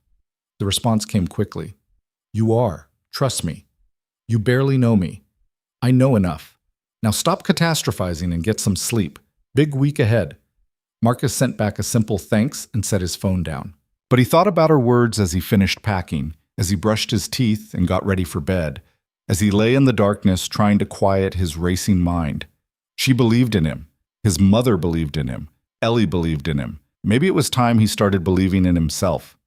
Sunday was a blur of moving trucks and furniture, and his mother directing traffic while Ellie ran around the new apartment claiming territories. "This is my room. This is the dinosaur shelf. This is where Mr. Scales sleeps." Her joy was infectious, and even Marcus's mother seemed lighter than usual, less critical, more present. "This is a good place," she said, standing in the kitchen while Marcus unpacked dishes. "Much better than the old apartment." "Yeah, it feels like a fresh start." "You've earned it, Marcus. I know I don't say it enough, but I'm proud of you. The way you kept going even when everything seemed hopeless, that takes strength." Marcus set down the plate he'd been holding. "Mom, are you feeling okay?" "You're being nice to me." She swatted his arm. "I'm always nice to you." "You're always honest with me. There's a difference." "Well, I'm being both right now, honest and nice." She pulled him into a quick hug, surprising them both. "You're going to do well at this job. I know you are. I hope you're right. I'm always right. You should know this by now. They finished unpacking as the sun set, and his mother left with promises to pick up Ellie on Tuesday for her play rehearsal. The apartment was quiet after they left, boxes still stacked in corners, furniture not quite where it would eventually go, but it felt like home already, or at least like it could become home with a little time and effort. Marcus stood at the window of his new bedroom, looking out at a view that wasn't great, but was better than the brick wall he'd been staring at for the past year, and allowed himself to feel something he hadn't felt in a long time. Hope. Actual, genuine hope that things might work out. Monday morning arrived with all the inevitability of a freight train. Marcus woke up at 5:30, even though he didn't need to be at Kellerman until 8:30, his brain refusing to let him sleep any longer. He showered, dressed in clothes that felt foreign after months of work boots and hard hats, and stood in front of the bathroom mirror practicing his introduction. Hi, I'm Marcus Hale, lead mechanical engineer. Hi, I'm Marcus. Nice to meet you. He sounded like an idiot. He looked like an idiot. His tie was crooked and his hair wouldn't cooperate, and there were still dark circles under his eyes despite getting a full night's sleep. You're fine, he told his reflection. You're competent and qualified, and they hired you for a reason. Stop freaking out. His reflection didn't look convinced. Ellie was still asleep when he left, so he kissed her forehead and left a note on the kitchen table.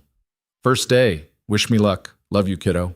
His mother would be there to get her up and ready for school, another favor Marcus would have to repay somehow, but one he was grateful for nonetheless. The drive to Kellerman took 30 minutes in morning traffic. Marcus arrived 15 minutes early and sat in the parking lot, giving himself a pep talk that probably would have sounded insane to anyone listening. But it worked, more or less. By the time he walked through the front doors, he felt almost calm. The receptionist, a different one than the woman who'd turned him away all those weeks ago, smiled and directed him to HR. Third floor, suite 301. They're expecting you. HR was a maze of cubicles and glass-walled offices, and Marcus found suite 301 after only one wrong turn. A woman in her 40s greeted him with a firm handshake and a stack of paperwork. Welcome to Kellerman, Marcus. I'm Sandra Chen, David's sister, actually. I'll be handling your onboarding today. She led him to a small conference room. We've got about 2 hours of forms and orientation materials, then I'll introduce you to your team. The paperwork was mind-numbing. Tax forms, direct deposit information, benefits enrollment, emergency contacts. Marcus filled it all out carefully, triple-checking every field, hyper-aware that one mistake could somehow unravel everything. Sandra talked him through the benefits package, the company policies, the expectations for his role. You'll report directly to Helen Mora, our engineering director. She's tough but fair, and she doesn't tolerate lazy work or excuses. If you're straight with her, you'll be fine. Good to know. Your team is 4 other engineers, all with different specializations. They've been working without a lead for about 6 weeks, so they're ready for some direction. Don't try to come in and change everything on day one. Get to know them first, understand the projects, then make your moves. It was solid advice, the kind of thing Marcus had heard before but needed to be reminded of. He nodded, taking mental notes, trying to absorb everything. At 11, Sandra walked him through the building, pointing out the cafeteria, the break rooms, the engineering lab where most of his work would happen. The lab was impressive, state-of-the-art equipment, clean workstations, everything organized and efficient. Nothing like the chaotic shop floor at Morrison Tech, but Marcus could work with this. Your team is in a meeting right now, Sandra said, checking her watch. Should be wrapping up in about 10 minutes. Want to grab coffee while we wait? They sat in the break room, and Sandra made small talk about the company culture, the upcoming projects, the office dynamics. Marcus listened and responded and tried not to think about the fact that in 10 minutes, he'd be meeting the people he was supposed to lead. When they finally walked into the engineering department, 4 people looked up from a cluster of desks. Sandra made the introductions. Tom, a mechanical engineer in his 50s with gray hair and a skeptical expression. Rachel, young and eager with a fresh master's degree. Priya, mid-30s and competent looking. And James, who appeared to be still half asleep despite it being nearly noon. Everyone, this is Marcus Hale, your new lead engineer. Marcus, this is your team. Marcus shook hands, smiled, tried to project confidence he didn't entirely feel. Tom's handshake was firm to the point of aggressive. Rachel's was enthusiastic. Priya's was professional. James's was limp. "I'm looking forward to working with all of you," Marcus said, which felt inadequate but was the best he could manage. "We'll see," Tom muttered, just loud enough to be heard. Sandra shot Tom a look but didn't comment. "Marcus, your desk is right here." She gestured to a clean workspace near the window. "Helen will be back from her meeting around 2 to officially welcome you aboard. Until then, I'd suggest getting familiar with the current projects and asking your team any questions you have." She left, and Marcus was alone with 4 strangers who were now his responsibility. The silence stretched awkward and long. Finally, Rachel broke it. "So, where did you work before this?" "Morrison Tech. I was there for 6 years before they closed." "Morrison Tech?" Tom leaned back in his chair. "Yeah, I heard about that. Mismanagement, right? Company went under because the executives were idiots." "Something like that." "And you were there for 6 years, lead engineer?" "Senior engineer on several projects." "But not lead." Marcus felt the challenge in the words, but kept his voice level. "Not lead. This is my first leadership position." Tom's expression said I knew it without him having to speak. Marcus could feel the dynamic already forming. Tom was going to be a problem. Not because he was incompetent, but because he'd probably been hoping for the lead position himself and resented the outsider who'd gotten it instead. "Well," Priya said, breaking the tension, "welcome to the team. We're working on 3 main projects right now. Want us to walk you through them?" "That would be great." They spent the next 2 hours going over project details, timelines, technical specifications. Marcus listened more than he talked, asking clarifying questions, but not trying to assert authority he hadn't earned yet. Rachel was enthusiastic about her work on an automation system for a manufacturing client. Priya was methodical in explaining a retrofit project for an aerospace company. James woke up enough to discuss a maintenance optimization system he'd been developing. Tom mostly sat in silence, occasionally making comments that were just shy of insubordinate. By the time Helen Mora appeared at 2 o'clock, Marcus had a decent understanding of the projects and a very clear understanding that winning over his team was going to take work. Helen was exactly what Sandra had promised: tough, direct, with sharp eyes that seemed to see right through any bullshit.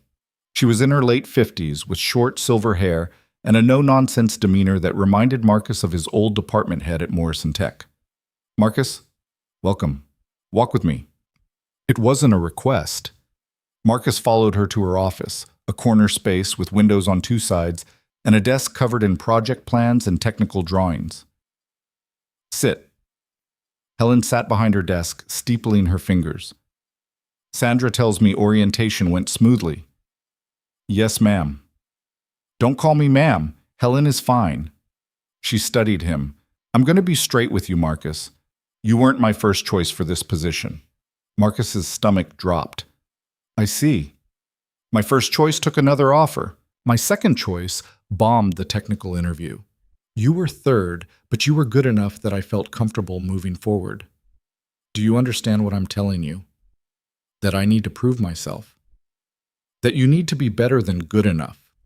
Your team has been functioning without leadership for 6 weeks. Tom thought he should get the job and made his feelings known. Rachel is brilliant but needs guidance. Priya is solid but overworked. James is talented when he's motivated, which isn't often. She leaned forward. Your job is to turn them into a cohesive unit that delivers quality work on time. Can you do that? Yes. I don't want confidence. I want results. You have 90 days to show me you deserve to be here. After that, we'll evaluate and decide whether to keep you on permanently. Understood. Good. Questions? Marcus had about 100 questions, but only one that mattered right now. What's the biggest challenge facing the team currently? Helen smiled slightly, like she'd been hoping he'd ask that. The aerospace retrofit project. The client keeps changing requirements, which is pushing us over budget and behind schedule. Priya's been managing it, but she needs support. That's your first priority. Get that project back on track. I'll start reviewing the details this afternoon. Good. Dismissed. Marcus left Helen's office feeling like he'd just been through boot camp, but at least he knew where he stood. At least the expectations were clear.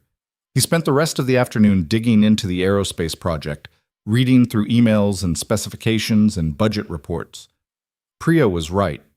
It was a mess. The client had changed requirements 3 times in as many weeks, each change cascading into additional work and costs that hadn't been accounted for in the original bid. "They're killing us," Priya said when Marcus asked her about it. "Every time we think we've nailed down the scope, they add something else. And we can't just tell them no because they're a major client." "Have we been documenting the changes? Tracking the additional costs?" "I've been trying, but honestly, I'm drowning. This project alone is 50 hours a week, and I've got 2 others I'm supposed to be managing." Marcus nodded, already forming a plan. "Okay, here's what we're going to do. I'm taking point on this project. You'll support, but I'll handle the client communication and the change management. We document everything, we track every hour, and we present them with a revised budget that accounts for all the scope creep." "They're not going to like that." "Probably not, but they're going to like it even less when we go over budget by 50% and deliver late. Better to have the hard conversation now." Priya looked relieved. "Okay, yeah, that makes sense." They worked together until 6, Marcus absorbing as much information as he could, Priya filling in gaps and providing context.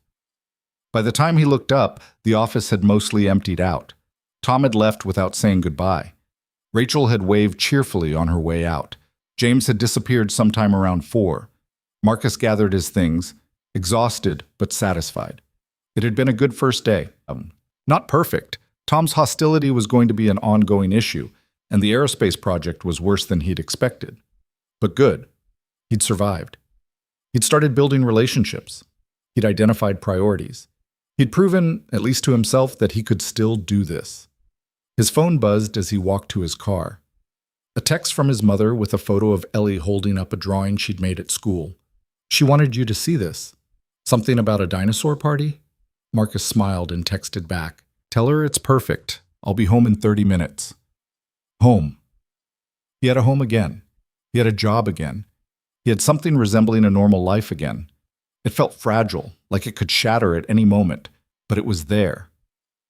The next few days followed a similar pattern. Marcus arrived early, left late, and spent every minute in between trying to get his arms around the projects and his team. Tom continued to be difficult, questioning Marcus's decisions and making comments designed to undermine his authority. But Marcus had dealt with difficult colleagues before. He stayed calm, stayed professional, and quietly documented every interaction in case he needed to escalate to Helen. Rachel turned out to be exactly as advertised, brilliant and enthusiastic, but in need of direction. Marcus started meeting with her daily, helping her prioritize tasks and providing feedback on her work. She responded well, and within a week, her productivity had noticeably improved. Priya was a rock. Competent, reliable, willing to do whatever needed to be done. Marcus made a mental note to talk to Helen about getting her some recognition, maybe a raise. She was carrying more weight than anyone else on the team and deserved to be acknowledged. James remained a mystery. He'd show up late, disappear for long lunches, and then turn in work that was genuinely impressive. Marcus couldn't figure out how to motivate him beyond his current sporadic efforts, but at least the quality was there. By Thursday, Marcus had drafted a revised proposal for the aerospace client that documented all the scope changes and presented a new budget and timeline. He sent it to Helen for review before scheduling a call with the client. Helen called him into her office an hour later. "This is good work," she said, gesturing at the proposal on her screen. "Clear, well-documented, justified. The client isn't going to be happy, but you've made a solid case. Thank you. Set up the call for next week. I'll sit in with you. It's better if they see executive support for the changes, but you'll take lead." "Understood." Helen studied him. "You've had a good first week, Marcus. Keep it up." It was the closest thing to praise he'd gotten from her, and Marcus left her office feeling like maybe, just maybe, he was going to make it through the probationary period after all. Friday afternoon was Ellie's school play. Marcus left work at 1:30, making sure to tell Helen where he'd be and getting her approval first. She'd waved him off with a "family comes first, just make sure your work is done." The school auditorium was packed with parents and grandparents and siblings, everyone armed with phones and cameras to capture their kids' performances. Marcus found a seat in the third row and spotted Ellie backstage, already in her tree costume, a brown outfit with green felt leaves attached to her arms. His mother slid into the seat next to him. You made it. I said I would. I know. I'm just glad the job didn't get in the way. The play was exactly as chaotic as you'd expect from a group of 6-year-olds performing a show about environmental conservation. Kids forgot their lines, someone's butterfly costume fell apart halfway through, and one boy started crying because he was scared of the papier-mâché sun. But Ellie was perfect. She stood tall in her tree costume, delivered her 2 lines about the importance of forests with complete seriousness, and swayed gently when the wind sound effects played. Marcus filmed the whole thing, grinning like an idiot, his heart so full it felt like it might burst. After the play, Ellie ran up to him, still wearing her costume. "Did you see me, Daddy? Did you see?" "I saw. You were the best tree in the entire forest. I told you I would be." His mother took them both out for ice cream after, and they sat in a booth at the local shop while Ellie recounted every moment of the play in exhaustive detail. Marcus listened and smiled and thought about how close he'd come to missing this, how close he'd come to being so buried in his own failures that he couldn't be present for the moments that actually mattered. "What are you thinking about?" his mother asked while Ellie was distracted by her ice cream. "Just how lucky I am." "Luck had nothing to do with it. You worked for this." "Maybe, but I had help. From you, from people who believed in me when I didn't believe in myself." His mother reached across the table and squeezed his hand. "You're doing good, Marcus. Really good. Keep going." That night, after Ellie was asleep and the apartment was quiet, Marcus sat at his kitchen table reviewing work documents and thinking about the past few weeks. The highway, the interview he'd missed, the construction work, the chance encounter with Adrienne, the 2 interviews, the job offer. All of it felt like a series of random events that had somehow aligned into something coherent. Or maybe it wasn't random. Maybe every choice he'd made, even the ones that seemed disastrous at the time, had led him exactly where he needed to be. His phone buzzed. A text from Adrienne. "Saw you got through your first week. How's it going?" Marcus smiled. He hadn't heard from her since before he started, had assumed she'd moved on with her life the way busy, important people did. Survived. "Team is challenging but manageable. Big client call next week. You'll do great. Trust yourself. Trying to." "Good. Also, I have something for you. Can you meet for coffee tomorrow? Same place as before?" Marcus hesitated. He should probably say no. She'd already done enough for him, and he didn't want to feel more indebted than he already did. But something in him wanted to see her again, wanted to thank her properly for everything she'd done. "What time? 10? I'll be there." He set down his phone and went back to his work documents, but his mind kept drifting to the meeting tomorrow, to what Adrienne could possibly want to give him, to the strange connection they'd formed over a broken-down car and a series of unlikely events. Whatever it was, he'd find out in the morning. Saturday morning found Marcus at Bennett's Coffee 10 minutes early, nursing a black coffee and watching the door like he was waiting for test results. He still wasn't sure why Adrienne wanted to meet, what she could possibly have for him that she hadn't already given. The job offer she'd facilitated had led him to Kellerman, even if indirectly. She'd already done more than enough.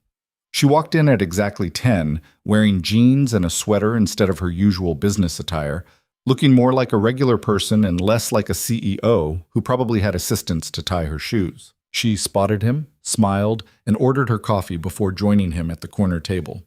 "You look better," she said, settling into her chair. "Less like you're about to collapse." "Steady paycheck will do that for you." "How's the job really going? Not the sanitized version you texted me."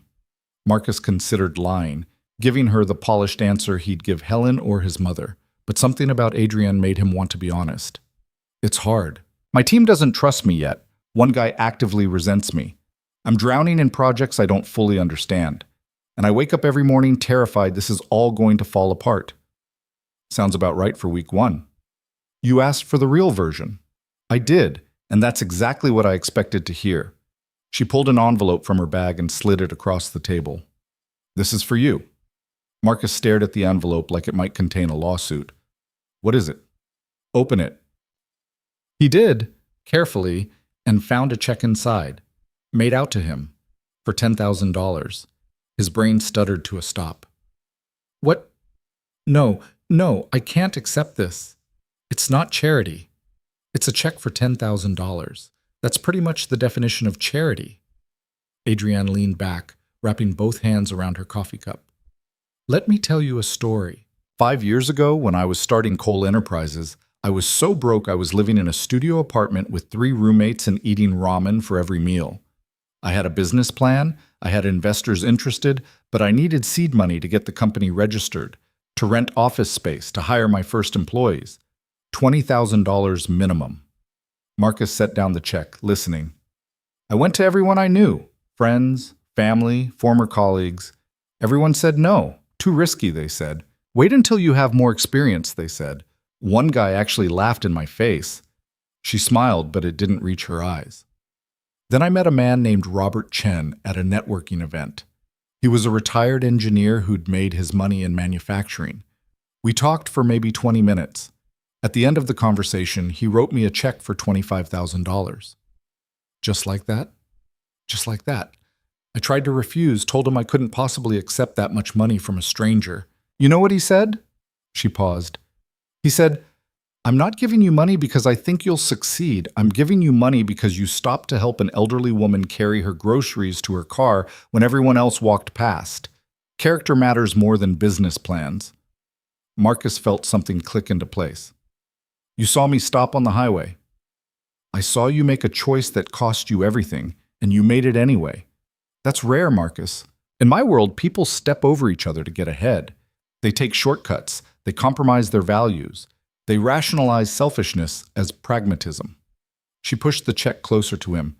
This isn't charity. It's me paying forward what Robert did for me. And maybe it's me betting on character, just like he did. I have a job now.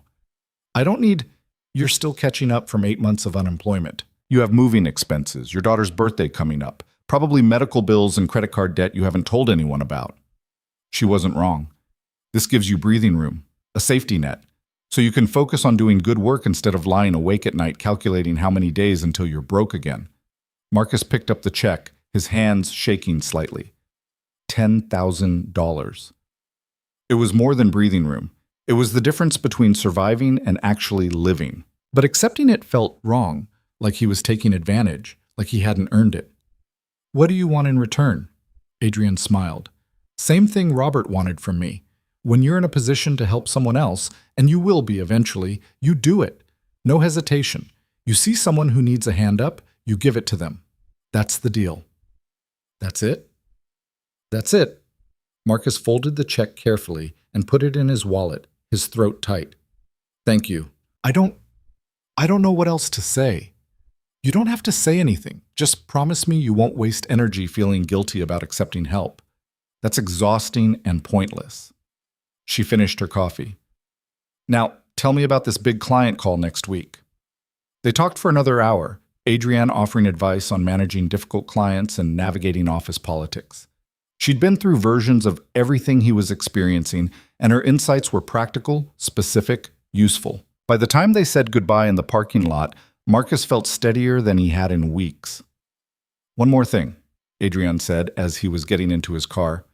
The aerospace project. The client is going to push back hard on your revised budget. Don't cave. You're right about the scope creep, and if you give in now, they'll keep doing it. How do you know about the aerospace project? I know the client. Did some work with them years ago. They're notorious for changing requirements and expecting contractors to eat the costs. She grinned. Stand your ground. You'll be fine. She drove away, and Marcus sat in his car for a long moment, looking at his wallet where the check was tucked safely inside. $10,000. A gift from a stranger who'd become something more than a stranger. Not quite a friend, but not just a professional contact either.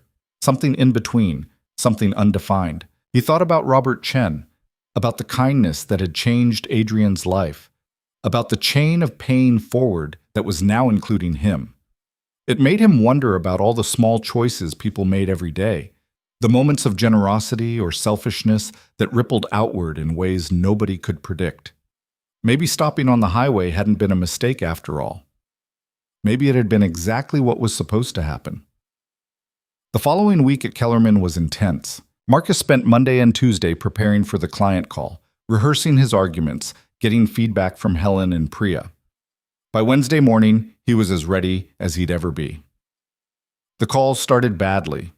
The client, a purchasing manager named Gordon Stevens, with an inflated sense of his own importance, immediately went on the offensive when Marcus presented the revised budget. "This is unacceptable," Gordon said, his voice crackling through the conference room speakers. "We had an agreed-upon price. You can't just change it mid-project." Marcus kept his voice calm. "The original price was based on the original scope. Since then, you've requested 14 separate modifications, each of which requires additional engineering hours and materials. Those changes are documented in the emails I sent over. Those weren't major changes. They were minor adjustments. A minor adjustment doesn't require us to completely redesign the mounting system, which is what your third modification requested." Marcus pulled up the relevant email on his laptop. "That alone added 80 hours of engineering time. That's your problem, not mine. You should have built more flexibility into the original design." Helen, who'd been silent up to this point, leaned forward. "Mr. Stevens, I'm Helen Mora, Director of Engineering at Kellerman. I've reviewed Marcus's analysis, and I support his assessment completely. The scope changes you've requested are substantial, and they warrant a budget revision. We're happy to continue the project under the new terms, or we can revert to the original scope. Your choice." There was a long silence on the other end. Then Gordon said, "Let me talk to my team and get back to you." "You have until Friday," Helen said. "After that, we'll need to pause work until we have a signed agreement." The call ended and Helen looked at Marcus. "Well done. You didn't cave. You think they'll agree to the new terms?" "They will, because the alternative is finding another contractor who will have to start from scratch. That would cost them more and push their timeline back 6 months." She stood. "Good work, Marcus. Keep this up." Gordon called back Thursday afternoon and accepted the revised budget with minimal grumbling. Marcus forwarded the signed agreement to Helen and allowed himself a moment of satisfaction. He'd won his first major battle at Kellerman. He'd proven he could handle difficult clients and stand his ground when necessary. Tom, predictably, found a way to be dismissive. "Must be nice having Helen run interference for you. Some of us have to fight our own battles." Marcus didn't take the bait. "She sat in because it's a major client, and I've only been here 2 weeks. When you have questions about how I'm leading this team, you're welcome to bring them to me directly instead of making snide comments." Tom's eyes widened slightly. Apparently he wasn't used to being called out. But he nodded and went back to his work without further comment. Progress, Marcus thought. Small, incremental progress. The next few weeks fell into a rhythm. Marcus arrived early, worked hard, left late. He learned his team's strengths and weaknesses, figured out how to motivate Rachel and manage Tom's antagonism, and occasionally wake James up from whatever fugue state he lived in most of the time. The projects moved forward, deadlines were met. Helen's approval, while never effusive, seemed to grow warmer. Ellie's birthday arrived on a Saturday in mid-October, and Marcus rented the bounce house he'd promised. The backyard of their new apartment complex wasn't huge, but it was big enough. Ellie invited 6 friends from school, his mother made a cake, and for 4 hours Marcus's apartment was chaos. Kids screaming and laughing and hopped up on sugar, parents making small talk, Ellie's face glowing with pure joy. Marcus watched his daughter bounce with her friends, watched her blow out candles and tear into presents, and felt something settle in his chest. This was what he'd been fighting for. Not the job, not the paycheck, not proving anything to anyone. Just this. The ability to give his daughter a childhood that felt normal and safe and full of moments she'd remember. His mother found him in the kitchen while he was cleaning up discarded paper plates. "You did good," she said. "The party?" "Everything. The job, the apartment, this." She gestured at the chaos in the living room. "You pulled yourself together, Marcus. I'm proud of you." "Thanks, Mom." "I'm also sorry." Marcus looked up, surprised. "For what?" "For being so hard on you when you were struggling. For not seeing how much you were fighting just to keep your head above water." She set down the trash bag she'd been holding. "I thought pushing you would help. I thought if I was tough enough, you'd toughen up. But I was just making it harder. You were trying to help in your own way. That doesn't make it right." She pulled him into a hug, quick and fierce. "I should have been more supportive. I should have told you I believed in you instead of constantly pointing out where you were falling short." Marcus hugged her back, blinking against the sudden burning in his eyes. "It's okay, Mom. We're okay now." "We are. But I needed to say it anyway." They finished cleaning up together, and after the last guest left and Ellie crashed on the couch surrounded by new toys, Marcus sat on the floor next to her and thought about how far they'd come. 3 months ago, he'd been hauling lumber and barely making rent. Now he had a job he was good at, an apartment that felt like home, and enough money in the bank that he didn't panic every time he bought groceries.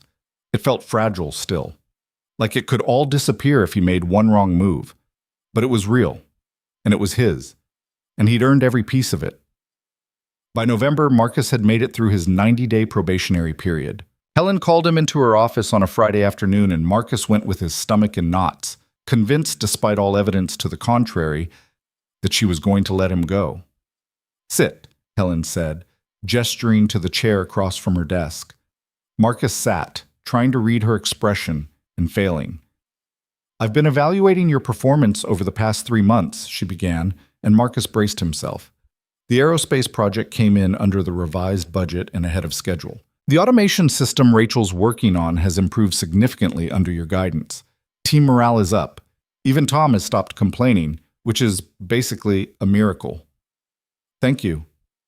"I'm not finished." Helen leaned forward. "You came in here rough around the edges, rusty from being out of work, and frankly not my first choice.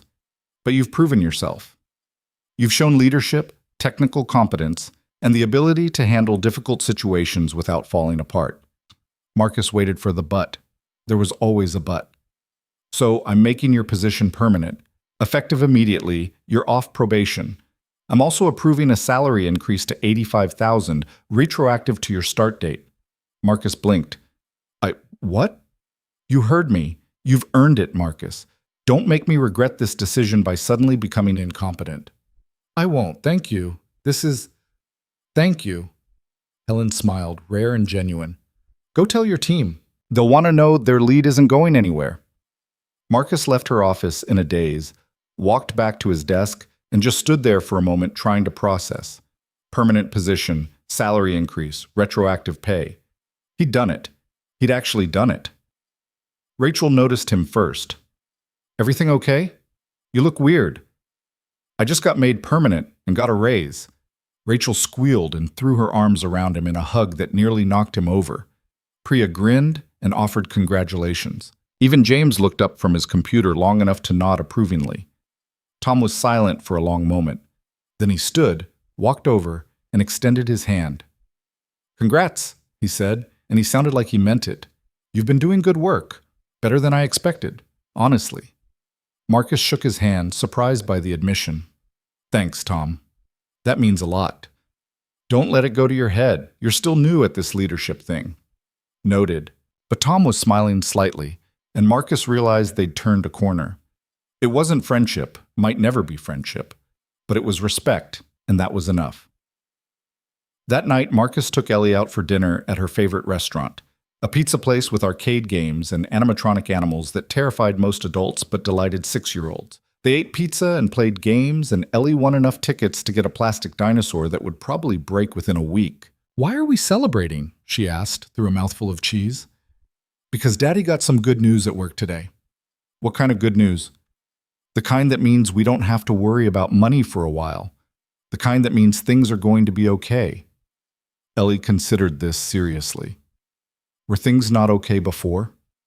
Marcus thought about how to answer that. He'd tried so hard to shield her from the worst of it, from his anxiety and fear and the constant calculations of how long they could survive. But she'd noticed anyway, because kids always noticed. "Things were hard for a while," he said carefully. "But we got through it, and now they're better." "Because you're good at engineering." "Because I didn't give up. Even when things were really hard, I kept trying. Like when I learned to ride my bike and I kept falling, but I didn't quit?" "Exactly like that." Ellie grinned, pleased with the comparison. "I'm glad you didn't quit, Daddy." "Me too, kiddo, me too." In December, Marcus got a text from Adrian inviting him to a company holiday party. He almost declined. Parties with wealthy business people weren't really his scene. But something made him accept. Maybe curiosity about her world, maybe a desire to thank her properly. Maybe just the knowledge that she'd become someone important in his life, even if he couldn't quite define how. The party was at a hotel downtown. all crystal chandeliers and catered food and people in outfits that probably cost more than Marcus's monthly rent. He felt out of place immediately, standing by the bar in his department store suit while everyone else networked and made deals and generally looked like they belonged. Adrienne found him after about 20 minutes of him trying to look occupied. "You came," she said, appearing at his elbow in a black dress that was simultaneously elegant and understated. "You invited me." "I didn't think you'd actually show up. These things are usually pretty boring." "It's not boring, just intimidating." She laughed. "Come on, let me introduce you to some people who are actually interesting." She pulled him through the crowd, making introductions, telling abbreviated versions of his story that made him sound more heroic than he felt. People were polite, asked questions about his work, seemed genuinely interested. One woman, a venture capitalist who'd funded 3 successful startups, gave him her card and told him to call her if he ever wanted to discuss opportunities in the private sector. "See?" Adrienne said when they'd made a full circuit of the room. "Not so bad. You didn't tell them the whole story." "I told them the important parts. Man stops to help a stranger, loses a job opportunity, refuses to give up, ends up landing on his feet. That's a good story." "It's not that simple. Stories never are. But the simple version is what people remember." She grabbed 2 glasses of champagne from a passing waiter and handed him one. "To new beginnings." They clinked glasses, and Marcus took a sip, the bubbles sharp and bright on his tongue. "I've been meaning to ask you something." "Ask? Why me?" "Really, I know what you said about character and paying it forward, but there have to be hundreds of people who could use help. Why did you decide I was worth all this effort?" Adrienne was quiet for a moment, looking out at the party, at the people mingling and laughing and doing business disguised as socializing. "You want the honest answer?" "Always. When you stopped that day on the highway, you had every reason not to. You were late, you were desperate, you had everything to lose. But you stopped anyway. And when I found out what it cost you, when I saw you at the construction site looking exhausted and defeated but still showing up, I saw someone who made the right choice even when it destroyed them." She met his eyes. "That's rare, Marcus. Most people talk about integrity, about doing the right thing, but when it actually costs them something, they find excuses. You didn't make excuses.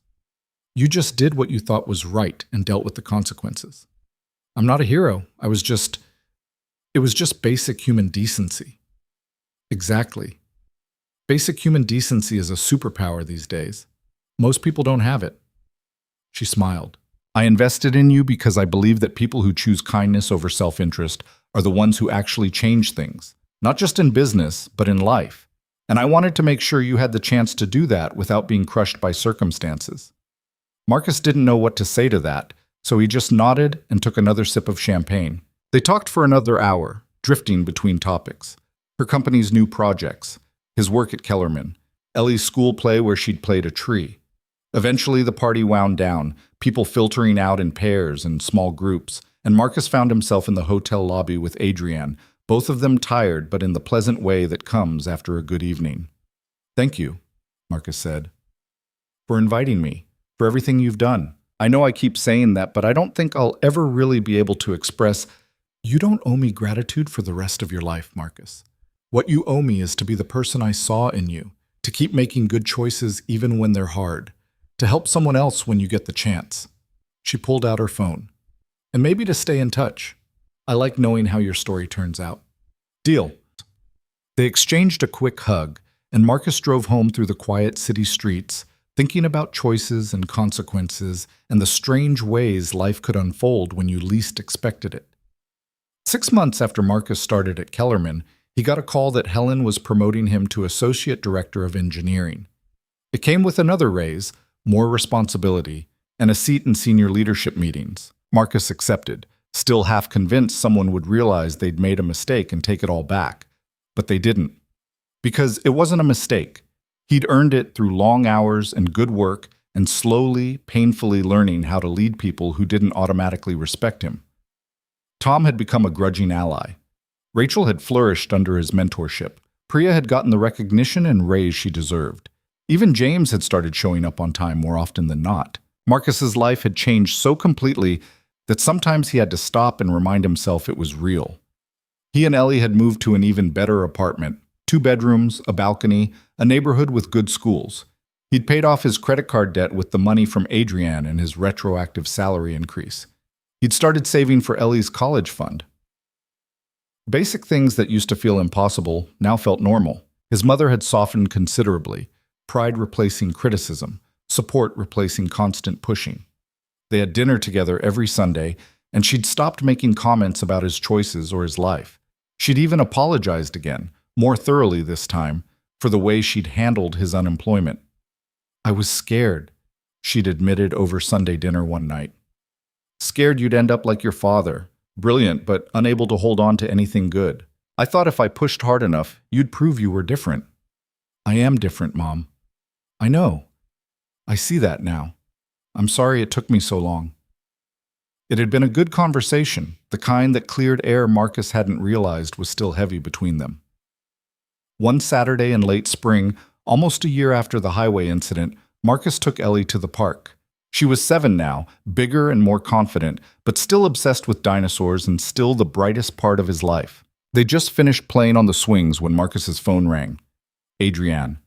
"Hey," he answered. "What's up? Are you busy right now?" "At the park with Ellie." "Why?" "I need a favor.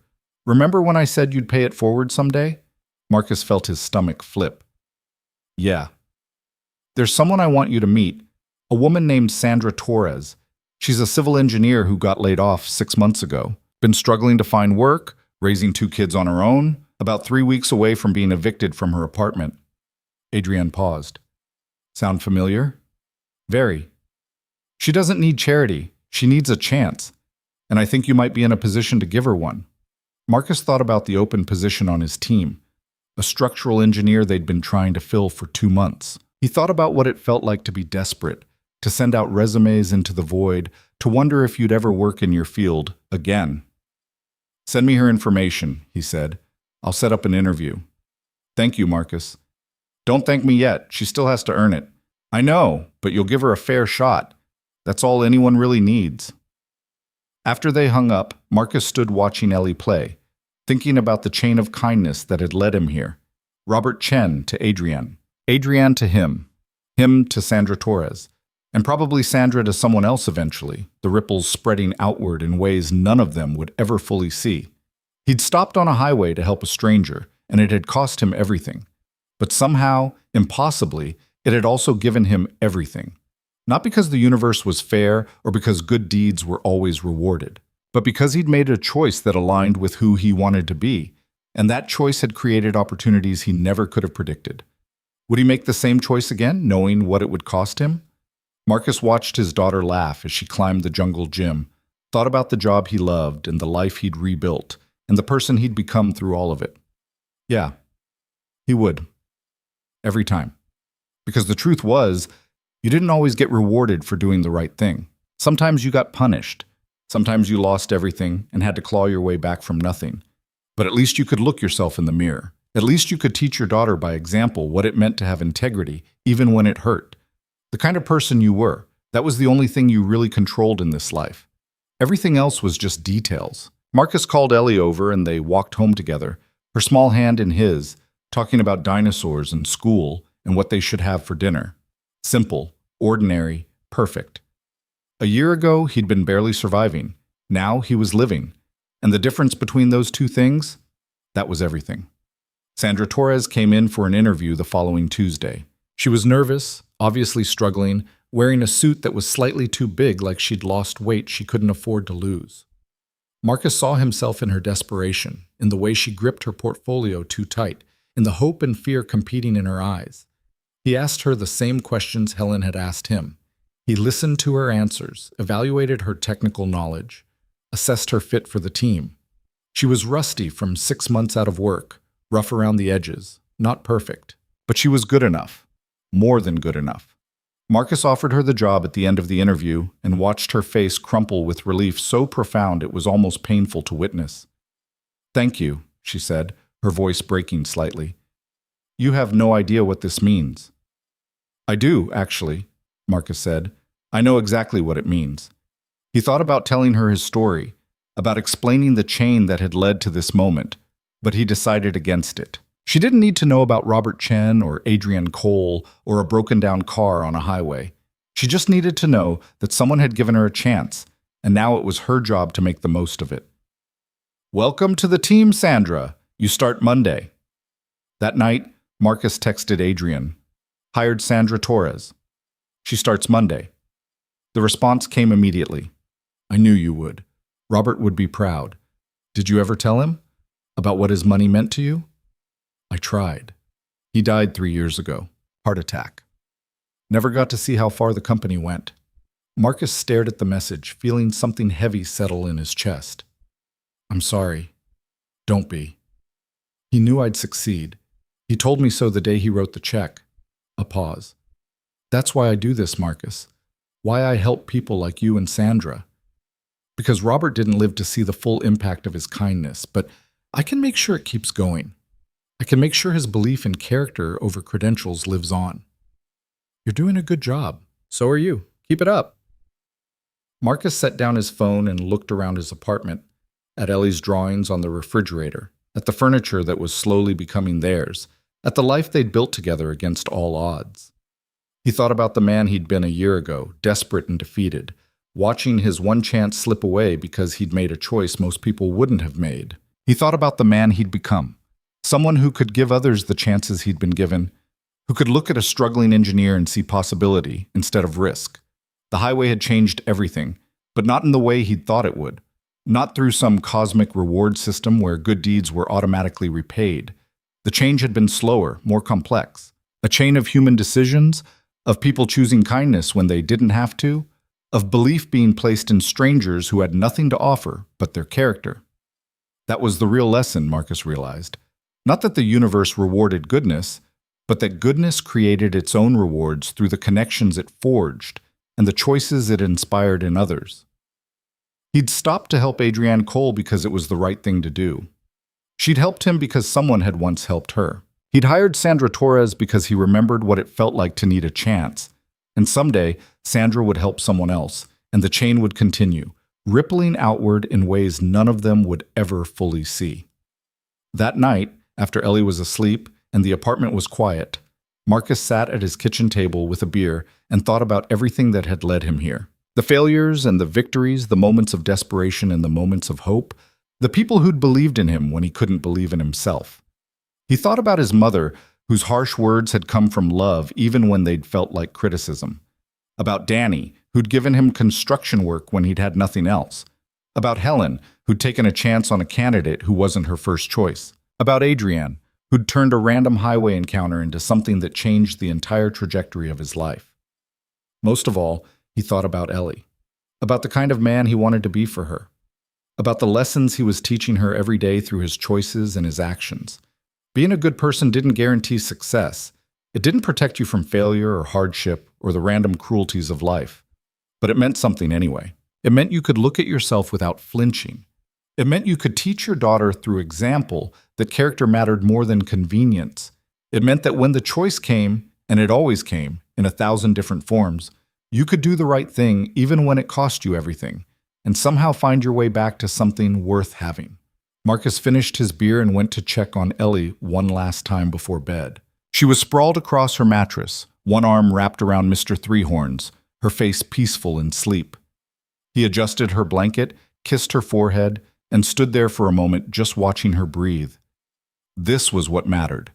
This was what he'd been fighting for all along, not the job or the money or the apartment or proving anything to anyone, just this, the ability to give his daughter a life where she felt safe and loved and could believe that good things were possible. A year ago, he'd had a choice on a highway.